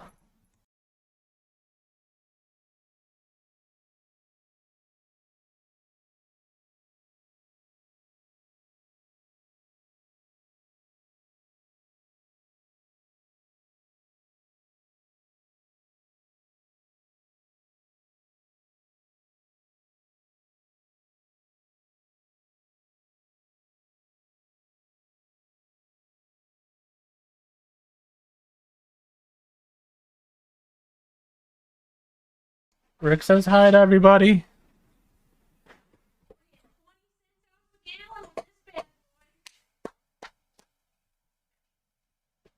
Love that. The leg of the moose. Brake lock up and failure to release the brake. That's a tough technique, right? Yeah, of course. It's a big and important Thanks, lesson. mate. Every year, Canadian drivers hit 45,000 large wild animals. If David had hit a real moose like that, the torso would be sitting in his lap right now. When David drives straight, he usually swerves a lot, but he hits this police car without turning an inch. Back up. After that, David knows that anything he says can and will be used against him by our experts. So he's reluctant to talk. I don't know what to say about that event. That's a horrible event for me. You know, so you got my weakness. That's just one weakness. David's got a trunk load. Yeah. Your tendency when you're driving is to stare and have what we call vision fixation. Until you can unlock your eyes and look around the corner, you'll never get around the corner. If your wheels are locked, if the brakes are locked and not rotating, you could turn the steering wheel full left, full right, and back again. The car would not deviate at all. When you are totally locked up heading towards that police car, if instead of looking at the police car, you look over there and let your foot off the brake, the wheels will rotate, they'll grip, and they'll turn. Will the rest of Canada's worst drivers defy expectations and turn in perfect performances? Take a wild guess. Oh, we hit him, Moose.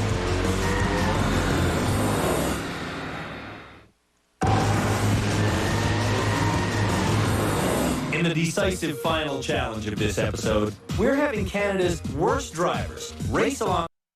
Alright, Polio. Clearly you're just a fucking shithead going between chats, looking to just be a dickhead, so I get why the other guy blocked you. I mean, I don't know. You said you came here because you're going through the LGBTQ chats. You're right. That's very cool. Very cool of you, dog. That's super cool. I'm glad. Dads need to have time. They can't be watching cheap Canadian television, but they got time to be just harassing shitheads. That was honest though. Damn. Maybe don't have time to go between chats. If you got enough time to go between chats, you probably got enough time to go between Canadian trash TV. See you later. You're a fucker.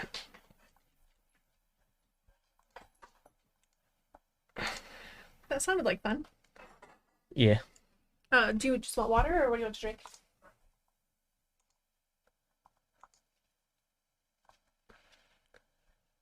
Water. Okay. Pilk, please. I don't got Pilk on hand. Do you have your water bottle?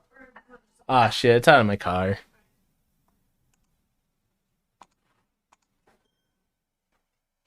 Can you, like...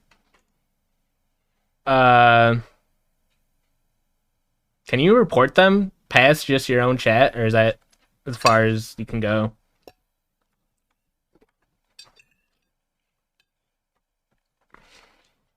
Dude said he was actively going between LGBTQ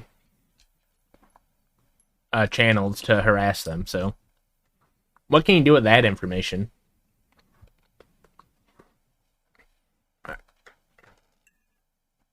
I don't know enough about Twitch. Welcome to the Hassan stream. Chicken and rice. On icy straightaways, being sure to get up to 50 kilometers an hour. Then they must brake and hit the corners without hitting the big obvious orange things. Check out Madalena. She and Jennifer have been waiting for a speed challenge to break out their racing suits. Ah, priorities. Oh I like the racing suit. Oh my gosh. Okay, don't talk to me. I'm really concentrating. Alright, I'll just sit here. Just let me get Thanks, Lem. I thought I blocked him, but I think that's only from chat. into the zone. Get into the zone. Hum, hum. What's your mantra? What's your mantra? What's your mantra? Get the hell off this show! When Madalena pretends she's in a high-stakes car race, her goal is the checkered bag. Hey, Matt, pretend that there is a sale, okay? And that there's like a beautiful I probably should have known somebody with a name like Polio wasn't a cool dude, right? Gucci purse that you can get, but you have to get there because I'm already there and I'm gonna buy it. What are you gonna do about it? I'm gonna step on that gas. Go, Sue. Bimbo, that's how they say it in Canada. The lure of a posh Italian handbag guides Madalena around the first corner. Power, power, power!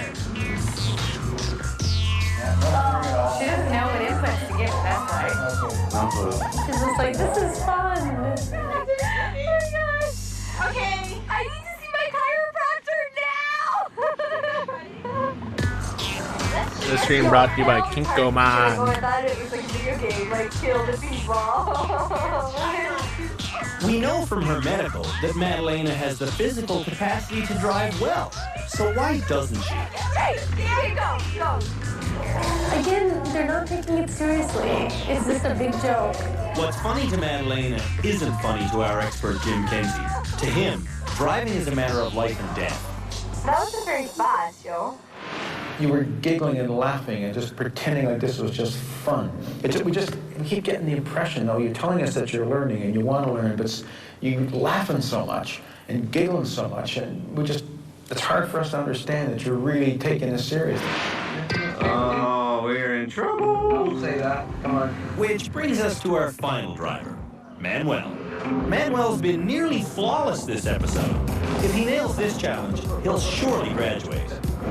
Okay, we're going 60. You're going too fast. I'm not seeing the road. Oh, this is the road. Oh, okay. Manuel, Oh. don't goof it up. You're almost home. Don't goof it up. And when the moose goes down, Manuel's emotions start sliding out of control. Do you think you can do it? Because I just look, this is crazy. I'm shuffling, not my problem. I'm shuffling. There goes the people. You know what, guys? Yeah, Brent Rice. She went before the commercial break. Yeah, and he's so frustrated with himself now. I've just been proven I'm capable of doing this at 50 or at 60 or at any speed whatsoever, so... Yeah, just go right. We have Chinese food tonight. No. Right into the boxes, but not Into Yeah. the garage. General's chicken, sesame chicken. We're in the garage. I have no words to say what my performance on this was. Your team blind lady? Will our judges be able to forgive Manuel's slide into the abyss? He I want could still Manuel. graduate, but it feels like a Mr. long Nichols, shot. thanks for the sub. Definitely, this is the type of challenges that make you feel your shortcomings. You feel like I suck. Hey, and if any of you guys got Amazon Prime tied to your Twitch account, you can hit us with a free Prime right now. Get a monthly sub on Daddy Bezos' back. And that's what I did here. I sucked at this thing. I sucked. Like, even if I get out of here today, number 3, number 2, number 1, I'm gonna suck because I cannot do that. And I kill the moose, I kill the people. That's crazy. The moose just has 2 legs. The people definitely died though. They were hit at very good speed. No need to describe that. Well, okay. This challenge has Manuel, took the life out of me. my sweet baby boy. As you can see, I'm not as charming when I get when I'm disappointed. I'm less charming. He is charming. Now I have to put up with this all day. This is why I really wish he does well on challenges, because he gets in these moods. You should have seen that. He didn't have control of that car once. Did you watch it? That's crazy. With all The other big bummer for Manuel is in the first episode they said that wasn't even his friend, that was his co-worker. It wasn't even his friend that submitted him. That's extra sad. all this mayhem, I can't imagine who the judges will graduate back onto public roads.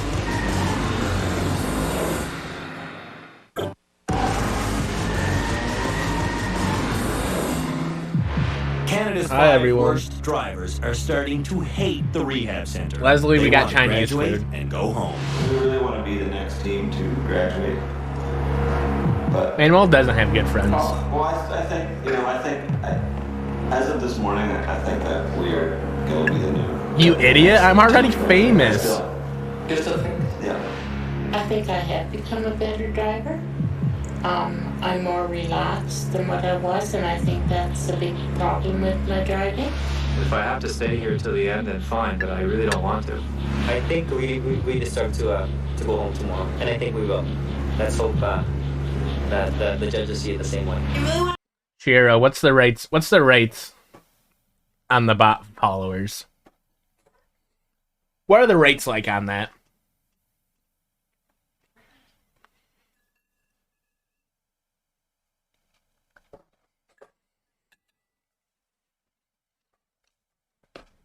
Because big proponent of bigger number, better person. Graduate. Chris should be on a watch There's a pretty list. big party coming up tomorrow night and the next night, and then there's one the next weekend after that. This is what I mean by she's a plant. So, get me out of here. I got stuff to do. Well, this was a truly abysmal show by all of our participants. I'm at a loss as to how we can graduate anyone or who will graduate. Kelly, what do you think? Please. It was sad. I mean, the whole deal was sad. I mean, they just all kind of seemed to, in different ways, give up or just struggle. Are there unteachable people out there, Scott? No. No? No. You serious? Yeah. How much time do you have? As long as they don't give up and they want to learn, they'll learn. And you see somebody like Heather, for example, on the trailer, the axle of evil, she and Ernie worked really well together on that exercise, and she got through the thing and looked like a hero. And then she gets into the parking lot thing. That turned into a physical assault, insane screaming, stealing old ladies' parking spots. The parking lot experiment was a fiasco. David doing a lap, and while Heather's trying to back up that pig of a car that she was in, and David sliding in front. He needs a serious talking to, that boy. And the last instruction I gave them was parking is a destination, people. It is not a contest. Now, the axle of evil, I always thought was interesting that, again, it wasn't a race. The trailer. The trailer. Again, the idea about where their vehicle goes. And part of it is observation. You turn the wheel one way, the trailer goes the other. Well, when you didn't want it to go that way, common sense says, turn the other way, or stop and start again. Didn't happen. And we had to time Madalena with a calendar. And I honestly think she can do something, but she's still in a child state. There was a little bit of improvement, and now I'm not seeing that. Madalena just needs to grow up. I mean, that's her biggest issue. She's acting like she's 12 years old. She won't change until she wants to change. That goes for everybody. It's really tough to say that there's one of the 5 that really is good enough to leave. So what I hear is that we're horrified by all of their learning curves at this stage. Yes. Yeah. Sad day at the office. For 5 full episodes, I've been very sweet to our students, but I've slowly been driven batty by their lack of progress. So it's time for me to snap and see if I. It's crazy. It's almost like 4 days of driving doesn't give you enough practice to get good. Can't scare some sense into these derelict drivers. Gossip is starting to fly around the Driver Rehabilitation Center. 5 shows ago when we began, there was a unifying camaraderie amongst the nominees for Canada's worst driver. Now, there is rumor and judgment. None of these 5 individuals believe they could possibly be the most dreadful motorist in the entire nation, but one of them is dead wrong. Let's start with our parking experiment. In that, Manuel was the only person even the slightest bit civil. The rest of you turned it into a shameful fiasco. I don't even want to talk about the physical fights or the insane screaming. Heather, let's start with you. You bumped into a parked car. You got to stop. In fact, I'm going to say this to everybody, not just Heather. You've got to stop bumping into parked. This is giving the vibes of the day a teacher comes back and you were bad with the substitute teacher.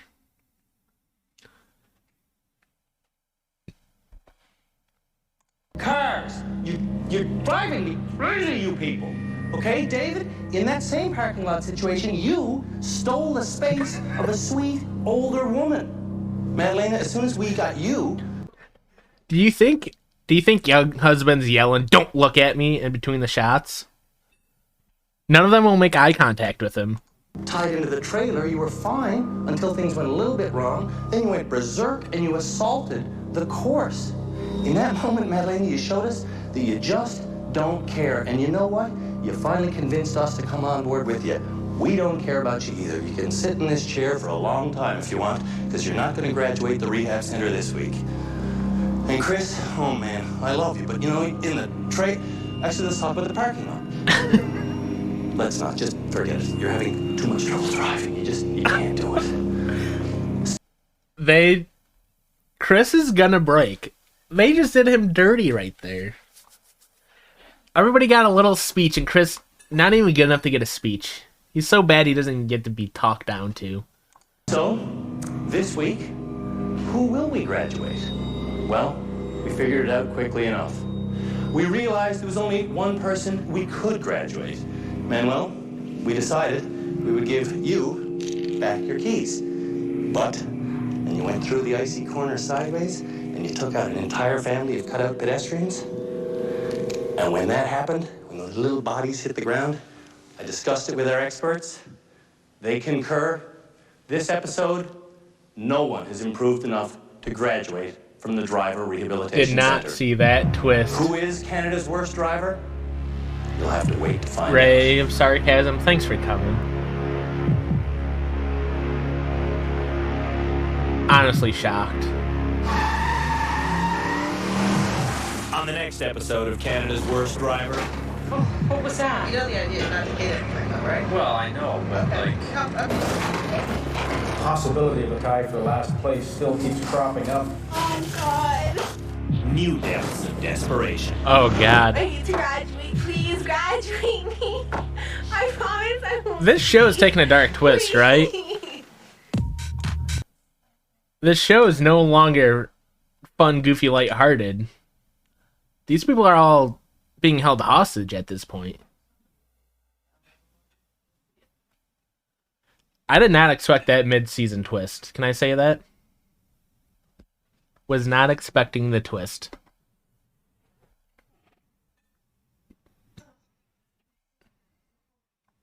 They even put, like, the dark music behind it. Did you hear that? Let's listen to the music again real quick. I know, but like... They got the heartbeat. They just got ambient dark noise. Possibility of a tie for last place still keeps cropping up. Oh, God. New depths of desperation. I need to graduate. Please graduate me. No, good. Thank you. Very ominous. I promise I won't speed. Please.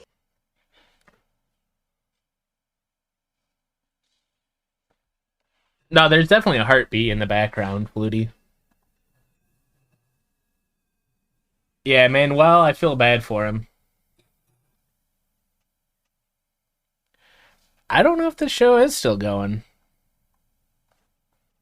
Let me go check. I mean, I wouldn't be surprised, right?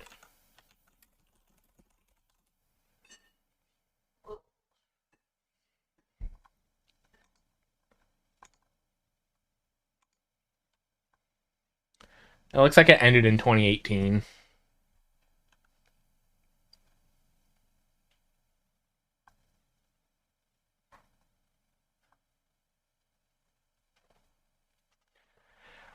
This is great. This is what TV should be, honestly.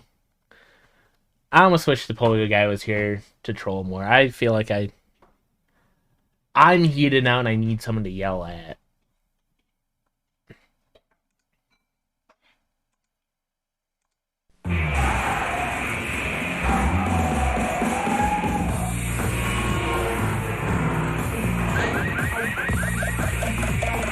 We're going to do one more episode and then it'll probably be it for the stream tonight.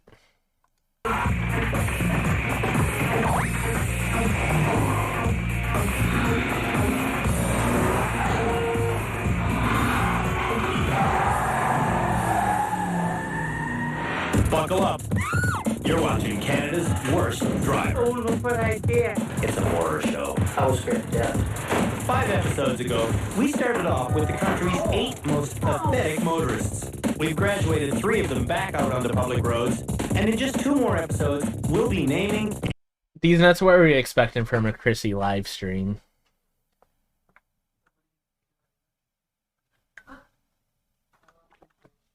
What are we watching? We're watching Canada's Worst Driver. It says it right here. It's Canadian television. I mean, we can go on a tangent. What kind of stuff do you like, these nuts? I'm a guy that knows a little bit about a lot. Name me your hobby.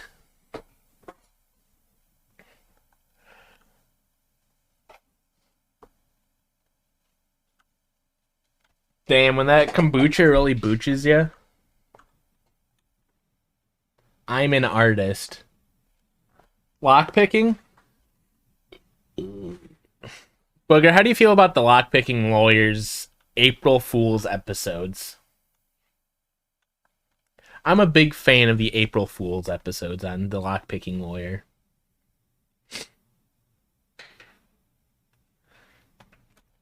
You're an artist. What do you think of Goya and his black paintings?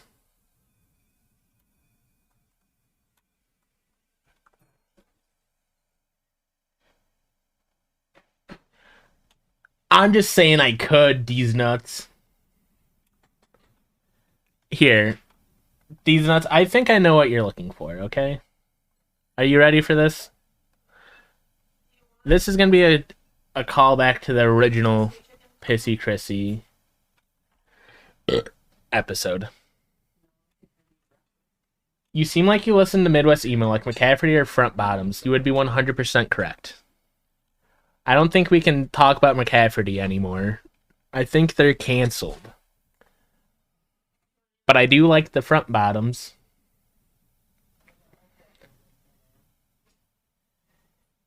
And if you're a big, separate art from the artist, then you can listen to McCafferty. They have the one song that was big on TikTok for a minute.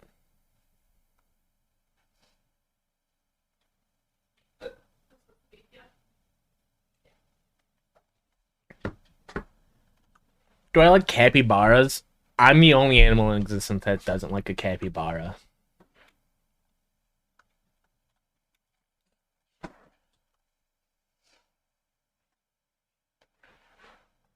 Who doesn't love a capybara? Alright.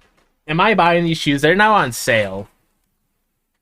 This is what happened on the first stream I ever did, is we ended up looking at the most ridiculous boots. Do we think I should buy this? They are drippy, right? They're half off!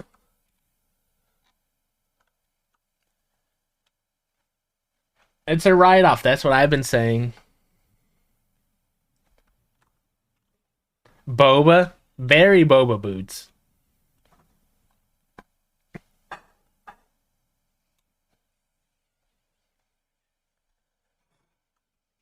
I'm just saying it's a pretty good deal. How tall would I be? Let's see how tall of a heel it has. 6 1/4 inch wedge. If it's a 6-inch wedge, how much taller does that make you?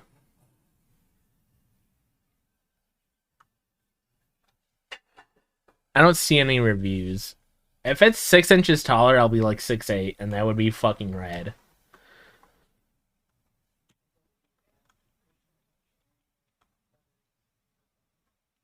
These nuts, I didn't know if it actually made you 6 inches taller. I feel like it doesn't make sense in my head.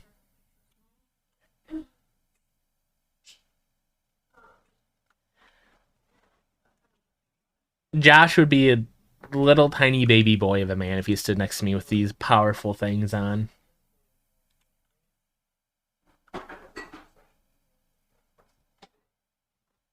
You don't like how they look? What up, Andy Jane 420? Hey, fucking rip, dog. Rip him up. The devil's lettuce.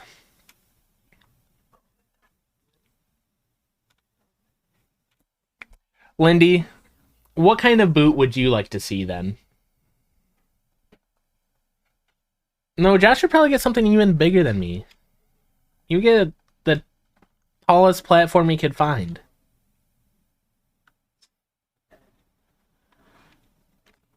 Celia, I'm this thing called a natural born athlete. I think I could handle a 6-inch heel without falling.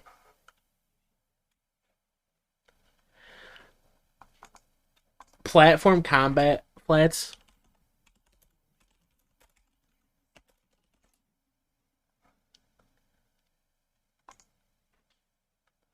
I would look pretty hot in these. I would look pretty hot in these bad boys. How big is the calf opening, though? I got thick calves.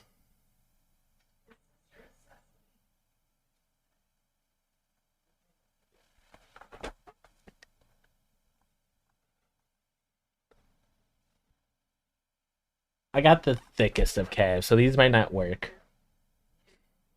Also, how many of these do you have to undo before you can take them off? What about it, Lindy? They'd be hot on me.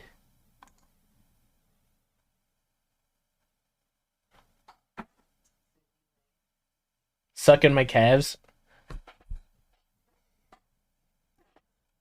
They're zippers. That must be a zipper right there. No, ankle wouldn't look good on me. It would accentuate my large calves. I don't think it would work.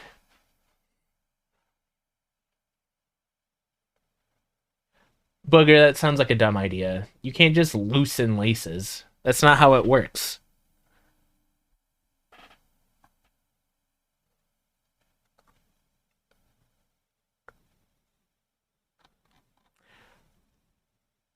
All right. All right, we need to get off of this. We'll go into high fashion next time I stream. Come back in 2 weeks. Come back on July 6th and we'll go into high fashion. Everyone come prepared. Bring your high fashion statement pieces you want me to look at. And we'll do a little dream vision board for Christian and his fashion goals.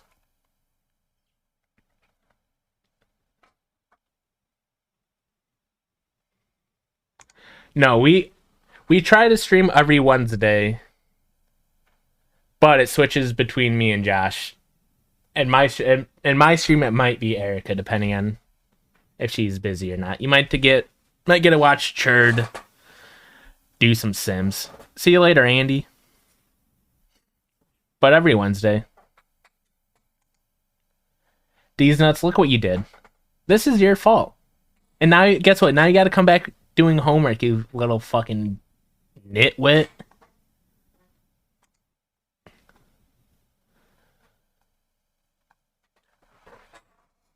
Everyone's favorite movie prior to their birth decade. Ricky does stream The Sims. You can watch the lifestyles of the Churd and the famous. They're a great time.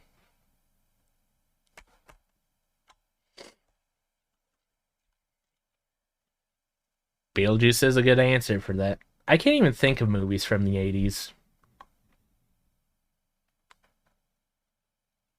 Labyrinth, that's a good one. Good choice.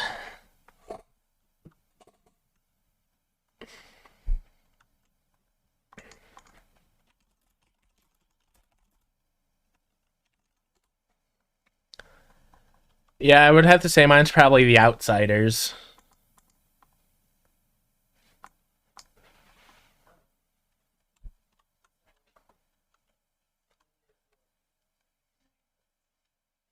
Or Footloose.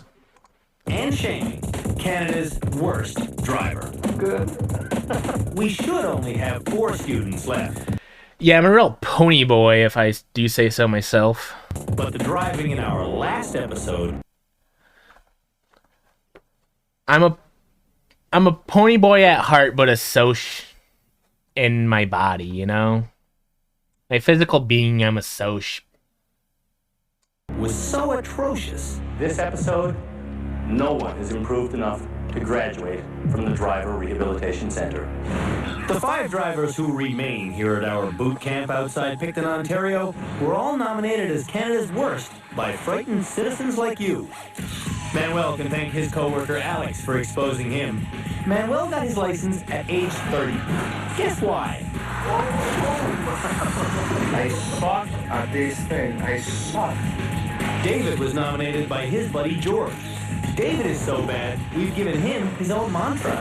You hear metal on metal scraping? Stop. Heather was nominated by her spouse, Ernie. Heather has terrible reflexes, worse vision, and a passenger with soaring blood pressure. What's that? I don't know. Then there's Chris, nominated by his wife, Michelle. I used to think that Chris was pulling our leg, doing things on purpose. I was trying. I really... No. He really is trying. And finally, Madalena's best friend Jennifer nominated her as Canada's worst driver. It's hard to tell what's Good luck in finding my costume. Madalena or her tires. And me, I'm a totally average driver. But next to Canada's worst, I seem like a professional. Every show, the drivers must execute 3 challenges. Erica's running to Walmart, guys. And Josh's birthday is this weekend. What kind of birthday present should we get Joshua? Sweet baby Joshua. What do you think he would like?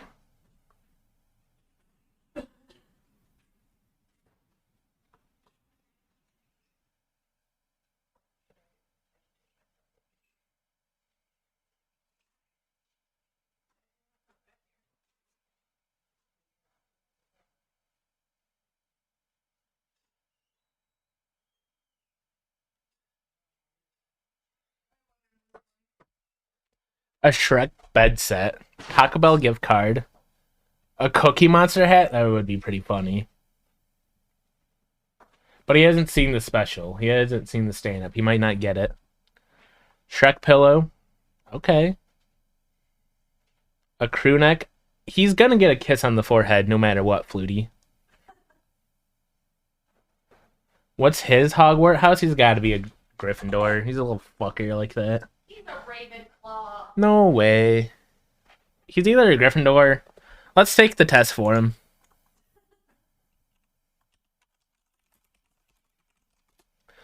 I can answer for Josh. I'll be able to do it.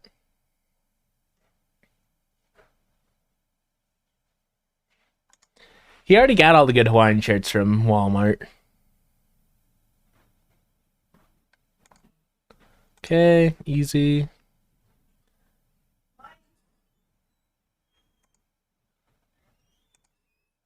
Easy. Bye. I think Josh likes having friends.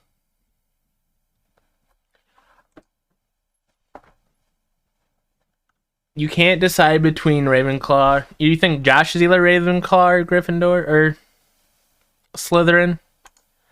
Did I answer the last question? Josh wants to be surrounded by friends. Letty's a Gryffindor with the Ravenclaw attributes. I would say I lie to people when I say that I'm Ravenclaw. But we all fucking know what I am. I'm a filthy little Hufflepuff.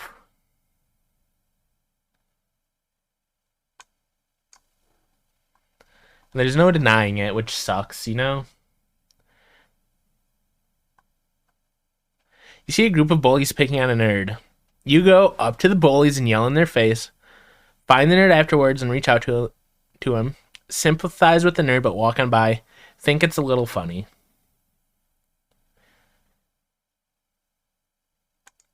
I think Josh is a piece of shit and would walk on by.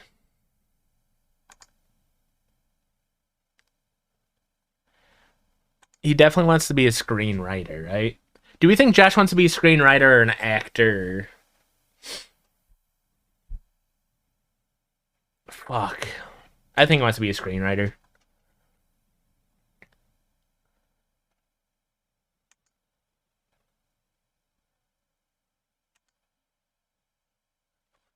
Oh, fuck. You guys said actor. In high school, your favorite extracurricular was a sports team. You get home from the corner store and notice you are a little undercharged. Do you drive back to the store and pay the difference? Don't worry about it. It's only a few dollars.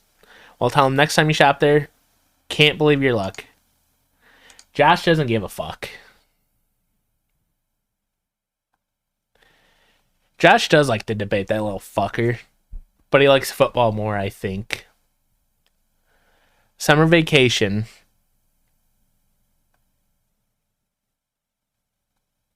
I think he would lie to himself and say something like cliff diving, but I think he wants to catch up with friends. I don't think he's reading a book anytime soon. You hear that a girl in your class just switched to writing the same essay topic you've been working on since September. You make an appointment with the professor and slip in how you came up with the idea first. Resent her from afar, but say nothing. Don't care. The good work will speak for itself. Confront her and ask her not to copy your idea. He's definitely one of these. I think he'll be a good work speaks for itself kind of guy. How do you get your alone time when you want it?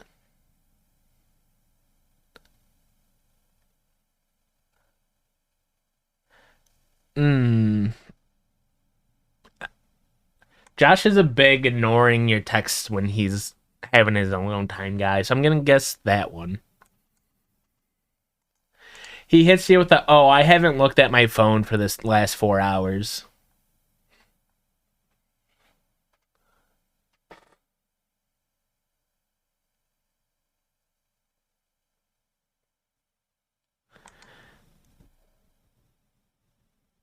I would say Josh is the backup leader.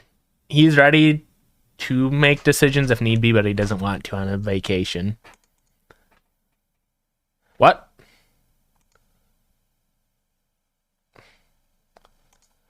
Bitch. Bitch. I don't want any of this.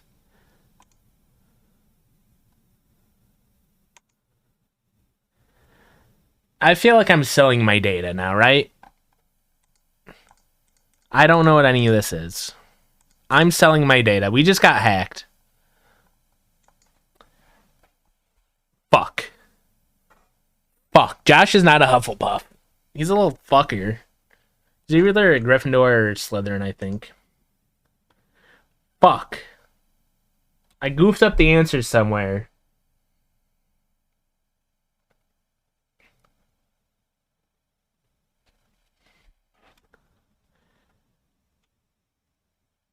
All right. What time? It's 7:40.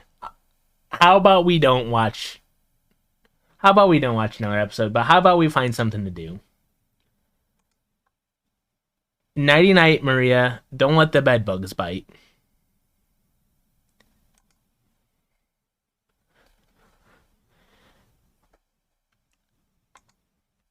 Who's got a video that they just can't stop themselves from watching recently? Who's got a favorite current video? Hey, Fem. Who are you whimpering to?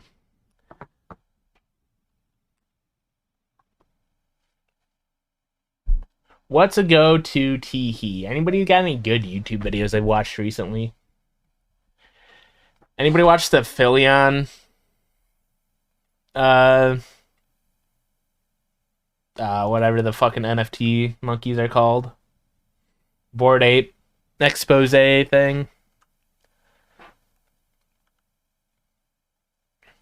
No, I don't think we will, Booger. Namaste chilling for life. Thanks for the follow. Are you guys not fucking YouTubers here? Nobody saw this video? It's like an hour-long video. Oh. You should have started watching it for a while ago if we were going to watch it. Chelsea watched it. I'm glad somebody watched it.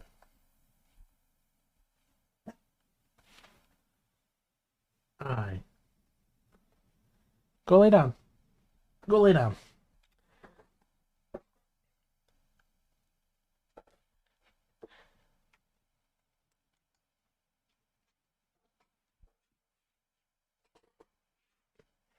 Do we think you just watch true crime, leftist propaganda, and cringe? Bimbo, that's all I want to hear. That's all I want to hear from my listeners.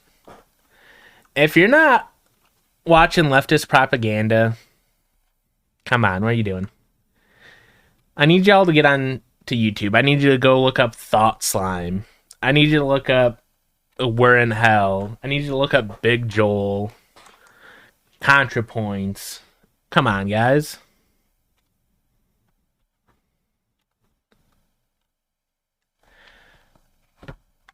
I don't know if I trust that. These nuts.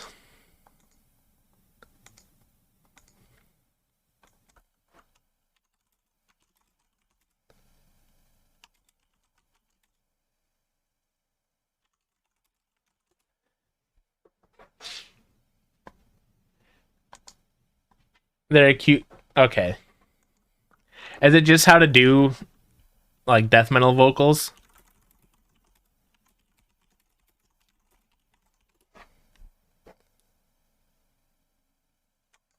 I was just confused. Yeah, well. I don't know, these nuts. Maybe you're playing the long con. Oh, you're an idiot, that's all. Okay. You are a little late to the party, Namaste.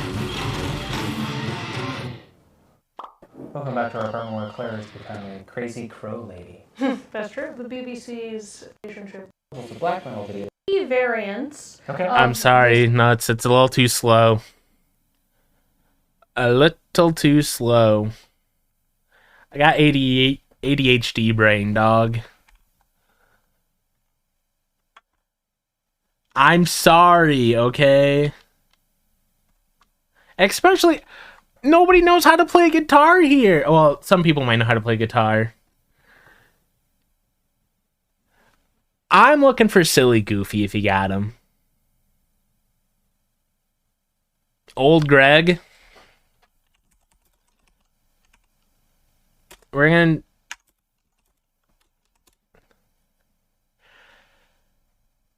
This is my favorite scene from The Mighty Boosh. Everybody brings up Old Greg, but this is my favorite. This is my go-to from the show.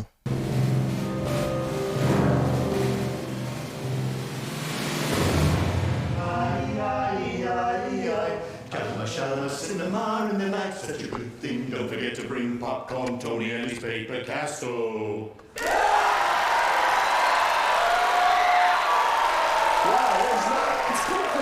It's the new thing. I'm gonna crimp. Wow, the invention of a genre. I'm gonna kill him. Is this a joke? Without our crimp buddies, we wouldn't have invented crimp. So please welcome Canoe and Umbrello. This is bullshit. His turban's not even on straight. Easy to brew. Remember Peacock dreams. Peacock can suck my ass. This is war. This is a travesty, sir. Oh, look, it's the shiny charlatans. We've been crimping for years at night times in our room when no one's looking, but we have been doing it. We started crimp. We studied crimpology. Well, he did, but I studied fashion at St. Martin's. But still, you can't do this. We shall take you down. We are the originators of crimp. Prove it. We don't believe you. We will prove it. We're going to crimp you silly. Yeah, we're going to crimp you sensible. We're going to crimp you in the next week. Rats, rats, we are the rats. We're going to blast you with our crimp pump. Well, that's very big talk, sir. Sounds like a challenge. Oh, well, perhaps it is a challenge, sir. Everybody get ready for the crimp off. Yes. Fair dues. Holy shit sauce! Hey, everybody! Looks like we got ourselves a crimp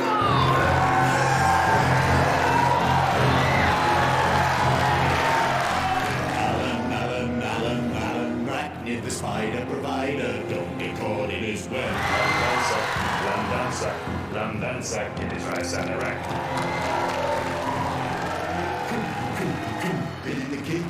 bitching about bacon. Someone dropped the last slice, that's not nice. Oh, spooky Yeah.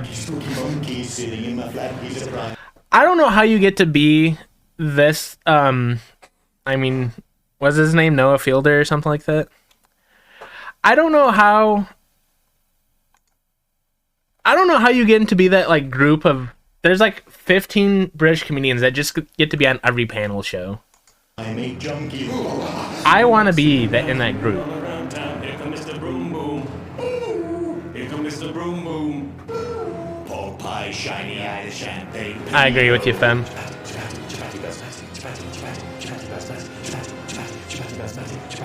I'd almost argue that's probably where they got the style from. And that completes the top 100 most dangerous animals in Wales. That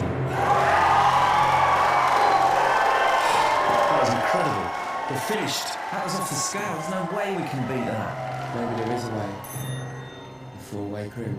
No, it's never been done. It's impossible. Can't be done. Maybe it can. Four minds working as one. Crimpity, crimpity, now. Crimpity, crimpity, ask me how. Crimpity, crimpity, humble pie. Crimpity, crimpity, boing, ding, bong, bong, ting. Crimpity, crimpity, ping pong. Sugarman light source, why did you come to me? Put me in a coma, woke up in the future. Robot man, can't you help me find my way? I can't understand the things you say. Chew, mouse, I love you so. I took you from the underground. I am the brought fifth. you home. I put you in my jacket pocket, took you to the meeting. Put you in my jacket pocket, took you to the meeting. Put you in my jacket pocket, put you in my jacket pocket, put you in my jacket, put you in my jacket. Jean-Claude Jackety, with his jacket on. Jean-Claude Jackety, with his jacket off, jacket on, jacket off, jacket on, jacket off. Ooh, ooh, ooh, I did a twisty. Ooh, ooh, ooh, a tiny twisty. Crimpity, crimpity, now, crimpity, crimpity, ask me how. Crimpity, crimpity, you were paid. Crimpity, crimpity, out my way. Boing, ding, bong, bong, ding. Crimpity, crimpity, fuck you. The classic. If you wanted to know what little 12-year-old Christian was watching, it was that clip on repeat. I still sing that song to Erica like once a month and she gets pissed every time. She really hates when I crimp on her like that.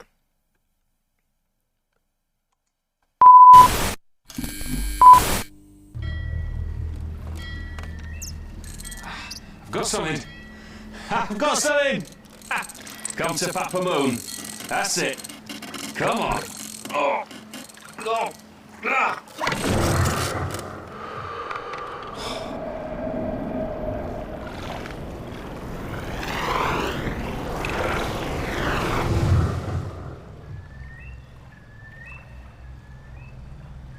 Hi there.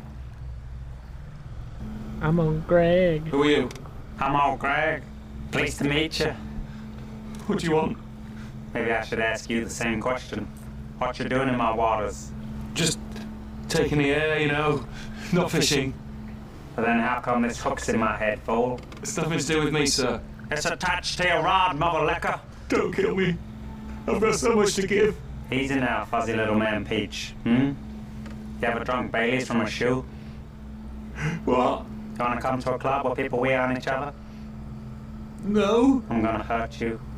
Excuse me? I like you. What do you think of me? I don't rightly know, sir. Make an assessment. I think you're a nice, modern gentleman. Don't lie to me, boy. I'm not lying. I know what you're thinking. Here comes old Greg. He's a scaly manfish. You don't know me. You don't know what I got. I got something to show you. You know what that is? That's old Greg's vagina. I got a mangina. I'm old Greg. Annie Crossings, thanks for the follow. Why do so many people know about the old Greg sketch, but don't know about the show Mighty Boosh? It blows my mind how many people know about old Greg, but have never actually seen the show.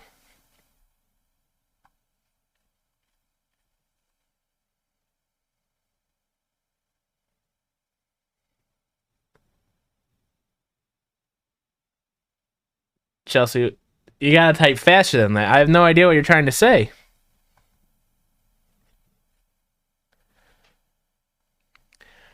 Guys, what do you think ever happened to Remo Drive? Do you think they cursed themselves by calling their debut album The Greatest Hits? Do you think that might have had something to do with it?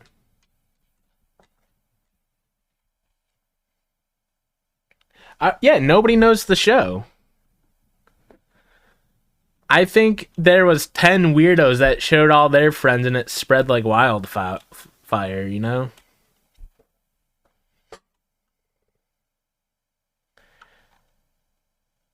Sorry, nuts. It's Remo Drive. They were once a big and upcoming Midwest emo band that kind of shit the bed. Killing me, you're killing me. And he just like freaks out and then it's like really good syncopated riffs right after that. So I'm looking forward to what this band is doing because they seem like a good, young, talented band with some great songwriting ideas. I'm just going to come out and say this. For the emo Taskmaster, out there, Taskmaster is a great show. Your album of the year. I'm just saying it. Most likely your album of the year if you're one of those damn emo kids.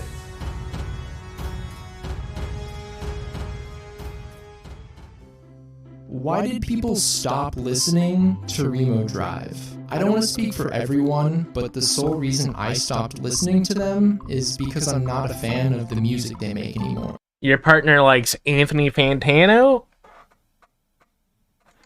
I feel the internet's busiest music nerd have been of lower quality and carry less emotion and embody significantly less passion. I like their little sampler EP following Greatest Hits and their signing to Epitaph. I remember as soon as I heard Blue Ribbon, I was like, dude, yes, I can't wait for the next album. The song felt fresh and different, but it retained the fun, sporadic. You gotta love James A. Fall Caster. in love with them. But my hopes were dashed the moment I laid my ears on natural, everyday degradation. I wasn't impressed by the singles, but at that point, the love I had for Remo Drive was so high, I gave it a chance. Many chances, actually. But it just wasn't clicking. I thought to myself, okay, maybe it was just an oopsie. It happens, you know? I was like, who knows what their next album could be like? And oh man, to put it lightly and respectfully as possible, it was even less enjoyable than their last. At this point, it just feels like they're...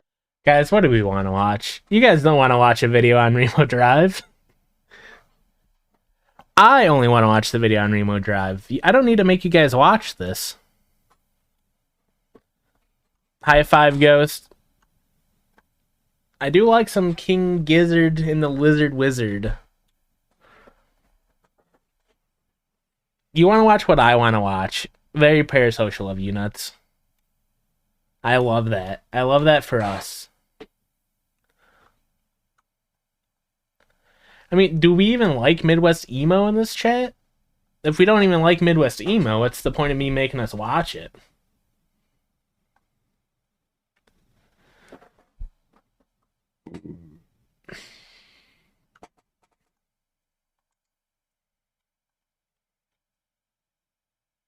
You don't know what Midwest emo even is? You upset Max. Don't know what Midwest emo is. Oh my god.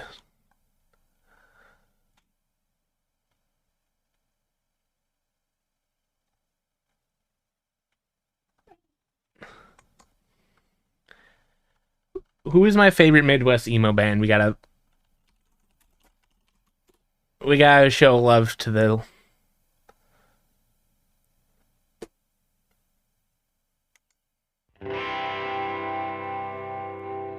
Hawthorne Heights is not Midwest emo. That would just be regular emo. Midwest emo has a pretty specific sound. I would guess you would call it male manipulator music. No, most of these people aren't actually from the Midwest.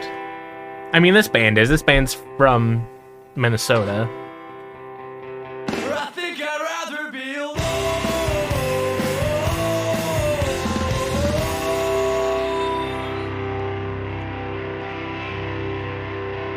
Mom Jeans is Midwest emo. I should go home. I think they're Pennsylvania.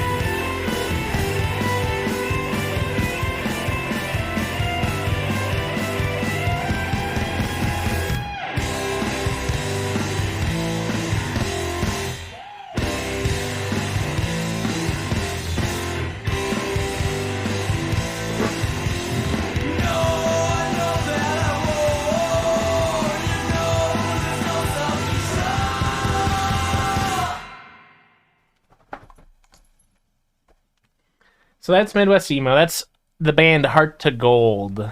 I'd say they're probably my latest, like, obsession band. Really dig this whole little album they put out, Comp. They just put out a new album called Tom or something like that. And it's good.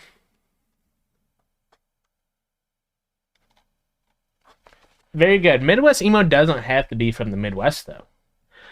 There is a band called... let me check that real quick. By the End of Summer. They're considered a Midwest Emo band, but they are from Kyoto.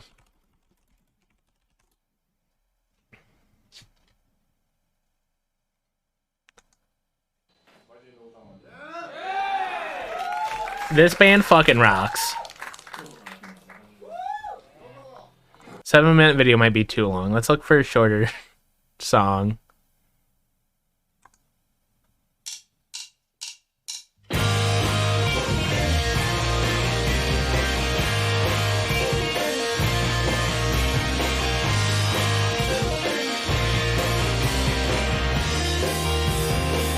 Yeah, they're from Kyoto, Japan. But it's still Midwest Emo, baby. It still fucking rocks. Where's my weebs at?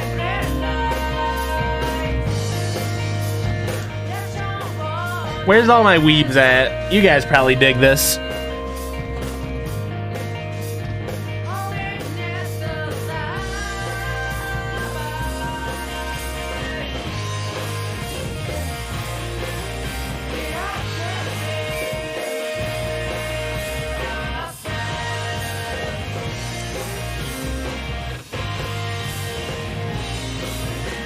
You don't know what a weeb is? A weeb is someone that likes anime.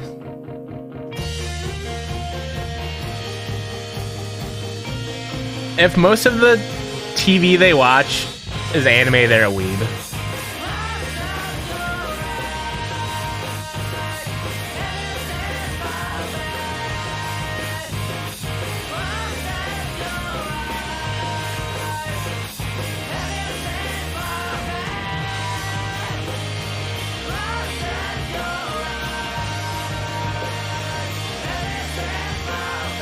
Yeah, a lot of weebs are weirdos.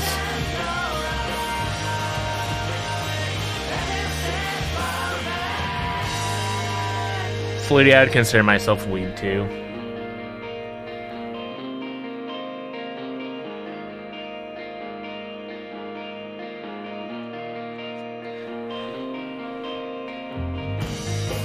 If you consider yourself an otaku, you deserve to get a swirly and then called a weeb.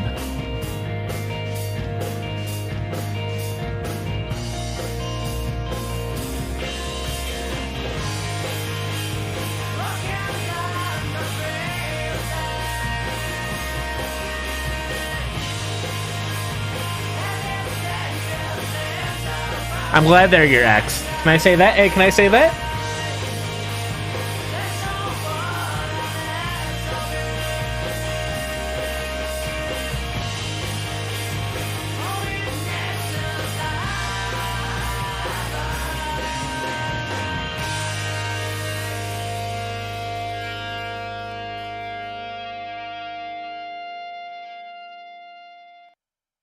Leslie, you just missed. You almost got to listen to Midwest emo music.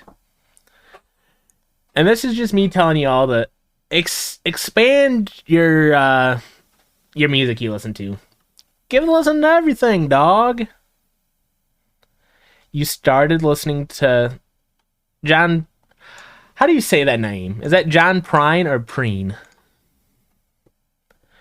I've heard that they're good.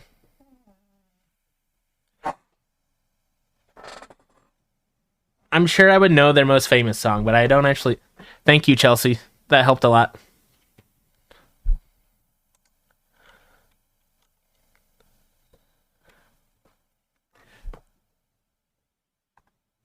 You guys ever watch Headgum? Here's the host of one of my other current go-to podcasts, the Headgum Podcast. Leslie, I hope you have a good experience, because Culver's is good. But if it's your first time, I'm scared for you to try one that turns out bad or something. We're going to watch this last video here. And then I gotta go, guys. I got Maxine's whining. She's being a crybaby. You listen to NADPOD. Okay, so you're adjacent. We're gonna watch this because this is for those who may know the name Jake and Amir. They used to be part of College Humor. But now they they just started doing sketches again.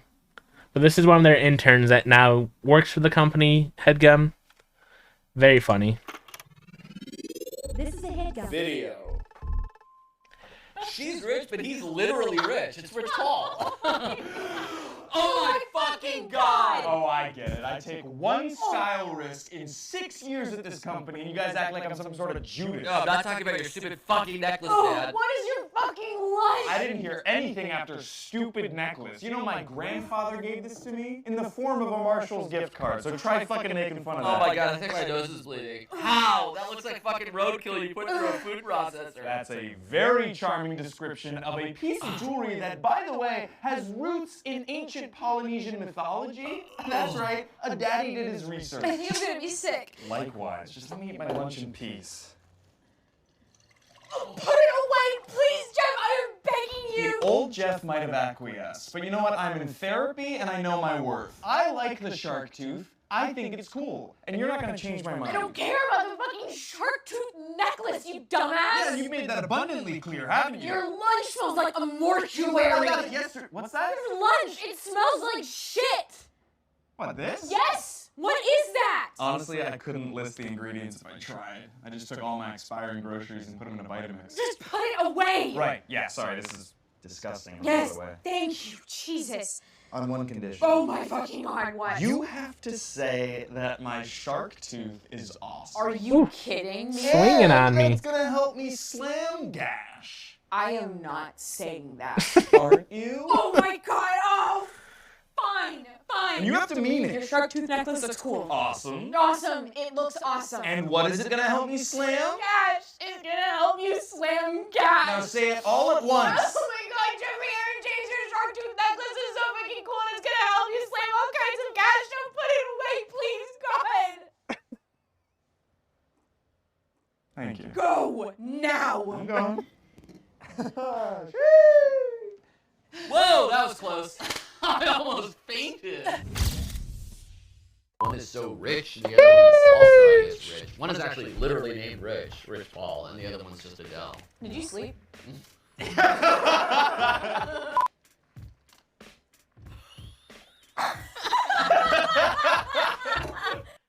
I gotta get. This lady's name is Riley. I gotta give it to her. That was really good acting at the end there. That Get Out.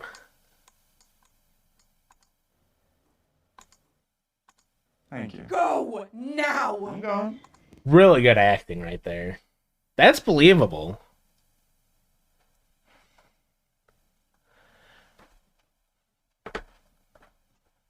Alright, guys. Unfortunately, I do have to go.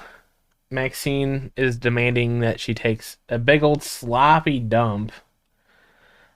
So I'm gonna get going, guys. I've had a blast. I hope you guys all had a blast. And we'll just, I don't know, we'll put music on in the background as I wave goodbye. Goodbye, everybody. Let's see. I wish I could watch Jackass on stream. Let's see if anybody else is streaming. We can go raid real quick.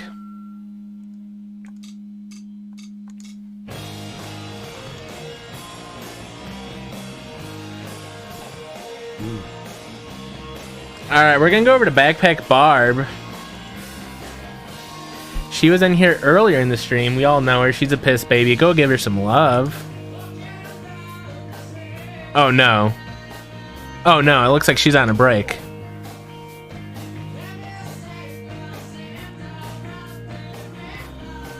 We're gonna start the raid anyways, guys.